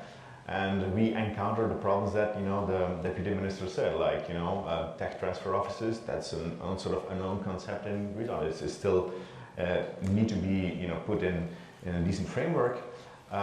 Things like no ESOPs or no stock option pool. We face those things. If we want to attract quality people and keep quality people in Greece, which is what we're here for, is that's one of those obstacles that we run into. So, but gradually we see those obstacles removed. I can confirm that we do see a positive wind blowing there. So that's something I welcome. But in general speaking, we will be focusing more on tech deals than before. Okay. So you said you look into universities. So the question for all of you, where do you guys source deals? Do people come and find you, or do you do the personal outreach to people in order to find them? Both. I mean, sometimes there's an idea that's sometimes prompted by someone who could have come, as we say, over the transom cold. And actually, usually it comes in droves, like not as single ones. It's unusual that someone approaches you with an idea that you would never even close to something you would have thought of. Typically, if that happens, it's probably too early, even for us. But usually you see snippets of the same idea come up in different ways. So you start picking up a pattern. And so the original impetus may be someone who comes in from the outside. But if you're really interested in that particular idea, usually what happens is we have teams that do research on a particular area, and they find even companies that we should reach out to because maybe they haven't thought of raising money yet. So it's a combination of both. Yeah. Sure, go ahead. You're both, actually. So again, we do a lot with universities, and we're trying to encourage that dialogue because we like our IP, we like our deep science, and there's this sort of misunderstanding across, I'd say, the EU around universities wanting to hold on to IP and equity, and part of our firm's sort of mission is to work with them in an encouraging manner. Like, we'd love to kind of just spin out companies at the rate of knots for universities, but it's so hard because they hold on to so much. So that's one way that we do it. We have scraping tools, surprisingly, that in-house we have data scientists who actually scrape every possible internet, social media type thing, and we're constantly putting sources in. So actually, because we're an early and often fund, we go through about 100 companies a week, if not more. And then the third thing is network, co-investors. We're early and often, so we do a lot of co-investing. And if I think back, the deals that we've done in Europe, all of them so far have come from co-investors, because if they've done some due diligence, or you've done some, and then you pass it up to us, it's almost like, okay, well, they've done it, and then you kind of end up with a pretty good quality deal at the end of it. The comment I would like to add to this question is that, I mean, Andreas, you're one of the prime supporters of this very mature ecosystem, which is in San Francisco, Silicon Valley, that's been mature for decades. Greece is getting there, it's not there yet, but getting there. But it also plays a role in education and training of people that are, leaving colleges, the mindset. And that is where we face this this backlog. For instance, a Greek scientist, he's brilliant in his science, but we need to train him to, maybe this is a product that's actually, a good thing to bring to a market. So this mental leap, this taking it further to a market is something we have to train people still. So we find brilliant teams with brilliant technology, I can tell from looking within, but it is all about forming a good team, and it means, also the business side and the economic side and the sales side. So that's where we have to make sure that our students are early enough in their curriculum faced with, how can I build a business? How can I bring this to a market? It's brilliant to have this great new technology, but make the jump to, let's create a business out of this. So yeah, and again, there I see the government shifting priorities to encourage that innovation and stuff. Okay. What about ideal background of a founder? Are you looking for an ex-Googler, ex-Amazonian, or maybe someone straight out of school? Does someone you have like 15 years of experience working in other companies, or can someone start out today and you will believe in him? Yeah, well, when you look at team composition, you will hardly ever find a complete and perfect team. I mean, so you always have to, look for, can I work with this team? And, by maybe adjusting one or two roles, I can, they could set and fly. I see a tremendous difference between teams based in Greece and those teams that have been out of Greece, like on, we're quite happy with those teams that have visited UK, for instance, and have been part in or follow the curriculum here at the university here in the UK, because they speak this line of VC. So they are, if I say the word vesting, for instance, they probably know what it is, but I still have to educate people in Greece on things like vesting. So yeah, ideally I meet a person as a founder that knows about those things, that knows what stock options are, what a vesting is, what what a runaway is, what a burn rate is, those things. And I usually have to start explaining all those things when these teams come to me now. One of the consistent issues I sometimes see from teams that haven't done it, or from founders that haven't done it before, especially if they come from a highly technical background, where they kind of think of the technology first and the market second, is that you tend to sometimes have this, I have a hammer, so therefore everything looks like a nail, and they're kind of very focused on the technology merits instead of thinking about maybe adjusting that to go after a market that could be much bigger. So one of the pieces of advice I usually have for young founders, especially if they come with a technical background, is, are you thinking big enough? Are you thinking about making trade-offs to go after the markets that really matter versus maybe doing what's easiest or what's most adjacent to what you happen to have expertise in? So that's something that, say, we always look for in teams, regardless of what background they have, is, are they thinking big, and are they really going after a problem that's worth solving? So I second all of that, and it is this sort of team assessment, but I'm sort of laughing internally because our founding partner, apart from all of that, when we see deals and we meet teams, they go through a bit of due diligence with myself. I come from a science background, and maybe someone else with a bit of expertise. Their last stop in our firm is to meet the founding partner, and one thing he always says is he wants truth tellers. Right? He wants people who are going to absolutely tell the truth, not fudge the results. We've seen 1,000 companies, we know what's not going to work, what's not going to work. And actually sometimes he goes so far deep that I was once sat with him in a meeting with his founder, and he's like, "Did your mother love you?" And it was a bit like, okay, I don't know how that's relevant. So they have the little moments when they were in that. Yeah, right. And I think it's much more, he's coming at it from the psyche. Do they have the resilience? Do they have what it takes? I don't know whether your mother loved you or not has a difference, has an impact on this. But because we're very early, sometimes we're first check-in, so very much the sort of character of the founder and the team is really, really important. Okay, the chemistry needs to be there. Right. Actually, when VCs take decisions, there's quite an important factor of chemistry. Do I actually like the team, or do they get along with us? If, the puppy keeps shitting on the carpet, you say, But, if they don't, and you like them, then, okay. I mean, after all, we're human, right? I mean, I have to believe in you. I put my faith in my money and, in your project. And in that sense, we sort of represent the interest of our investors, because any VC operates on behalf of its investors. So, you have that confidence moment, and you have to trust your team that they will be delivering. And, there's no really much room for an asshole attitude, if you don't mind my French. Yeah, very good. So, okay, you find the team or a founder that you believe in, but he's not ready, the startup is not there yet. Will you help him find a co-founder or a team member? Will you help polish the idea in order to get to the stage that it needs investment? How much time will you invest in this, or will you not invest in this? Let's start with you first. So in the US we do, because they've been around since 2010. In Europe we just launched in April, so we're new, and we will absolutely try our best to help them. I guess most VC firms have sort of like a community behind them, and we're all sort of ex-entrepreneurs, so we try, but it's very much dependent on us as individuals. I imagine that Joyance, as we grow and move forward, we will create a platform that does allow that. So will you suggest ever go to an incubator, accelerator, and come back in a month, 2 months, 3 months, a year? I don't think we'll ever go down to that level, but we will suggest, look, we'd like to see a bit more traction, or we'll help them get into a speaking slot at a conference, or or if they want to learn a little bit more about a particular subject matter. I guess our strength is our subject matter expertise, and then our network internationally.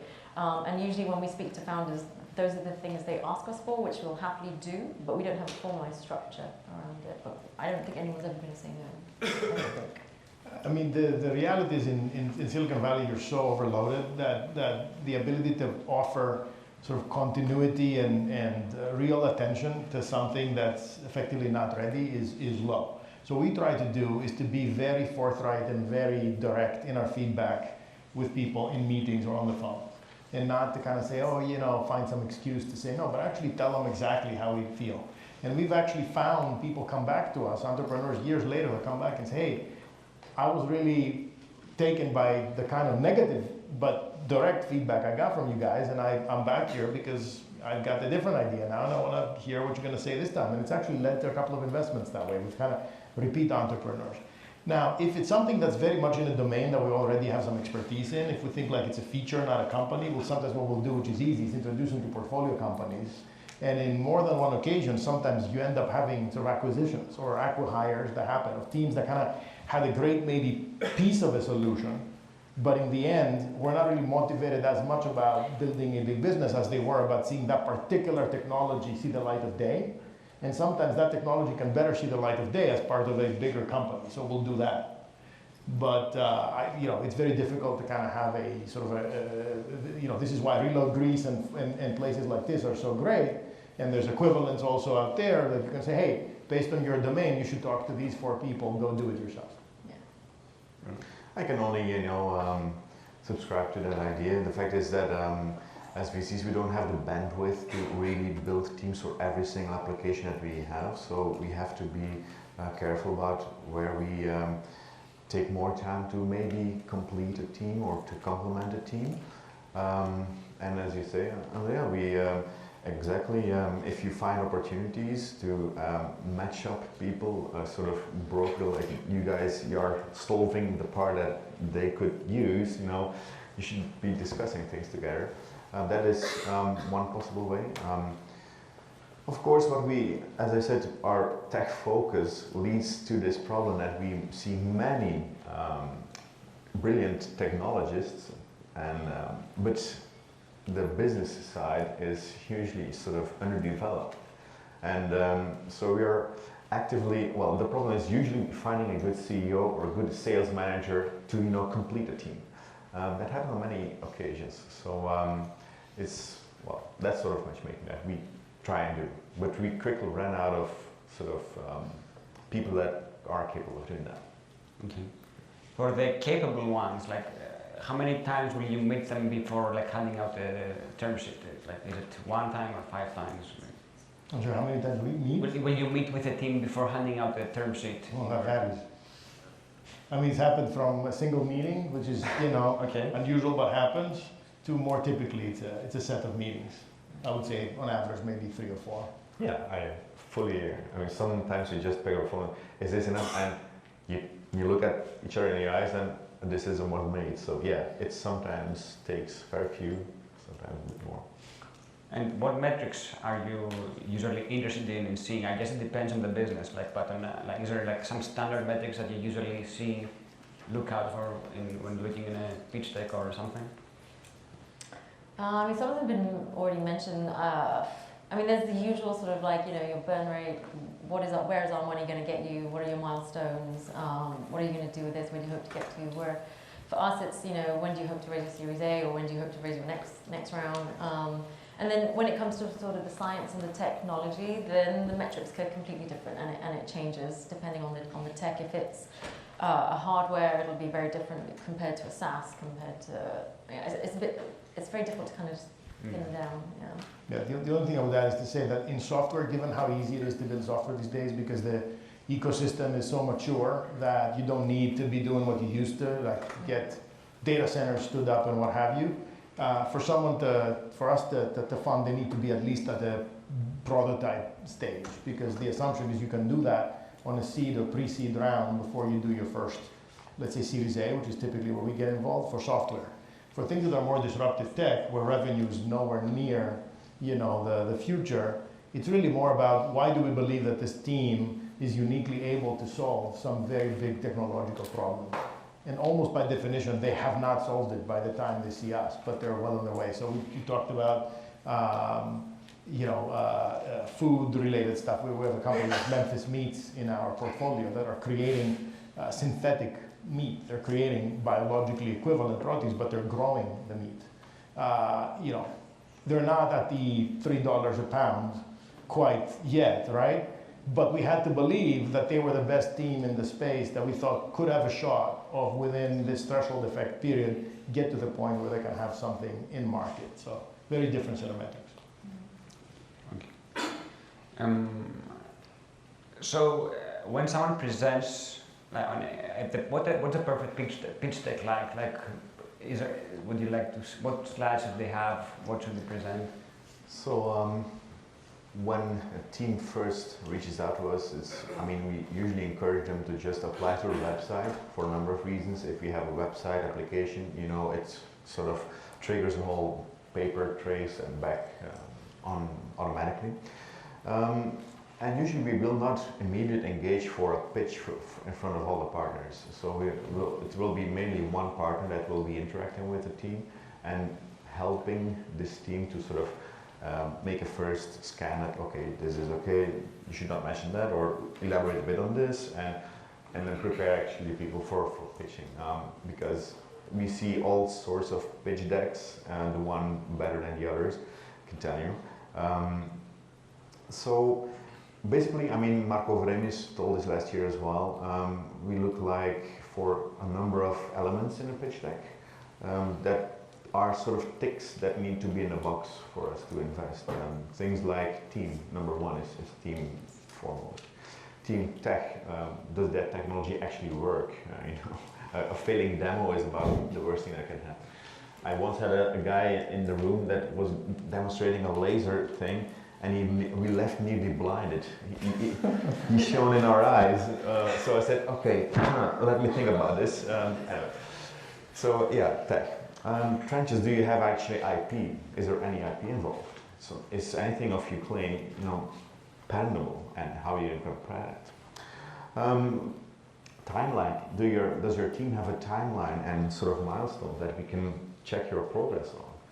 We're not going to, fund your runway of 4 years, no way, with no milestone.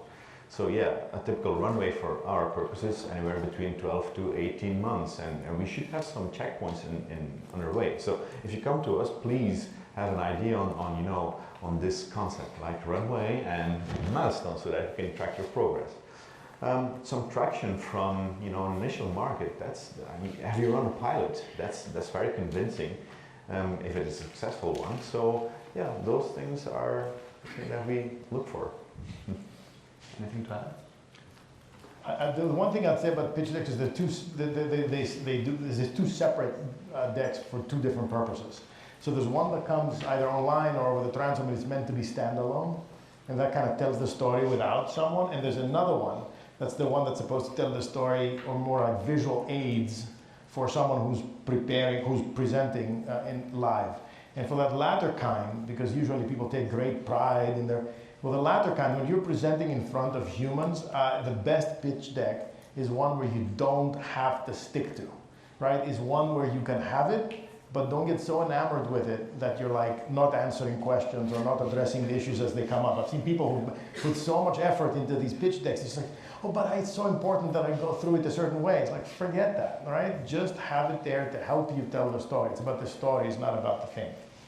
Yeah, can I slightly change the question, what's a good pitch? You've answered what's a good pitch deck very well. So exactly sort of segueing from what Andreas said, it's telling a good story, I think, is when they're presenting. What problem are they trying to solve? Or are they trying to squish a product into a problem and it's never going to work? But also, have they done their homework on us? I think now entrepreneurs are getting really smart, and there's this term sort of smart investment. It's as much of us choosing them as them choosing us. And have they done their homework on us to know that how we can help them, how we'll add benefit to their company? And I did have one other point, but it's just slipped my mind. Yeah, but those kinds of things, I think. We've had, allowing time for questions. I've sat through so many where they've spoken for a whole hour. By the end, you're like, let me ask a question. Otherwise, how will you know what we want to do? So I think it's, being able to read. It's like with any sort of good presentation, read the audience.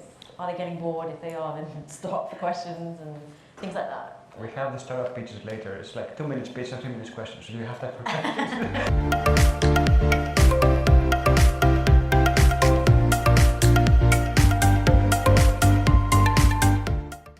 Γεια σας από το Hellenic TV. Βρισκόμαστε σε αυτό το υπέροχο conference, το Reload 19, και έχουμε μαζί μας την κυρία Άντζελα Στάθη. Ευχαριστώ πολύ.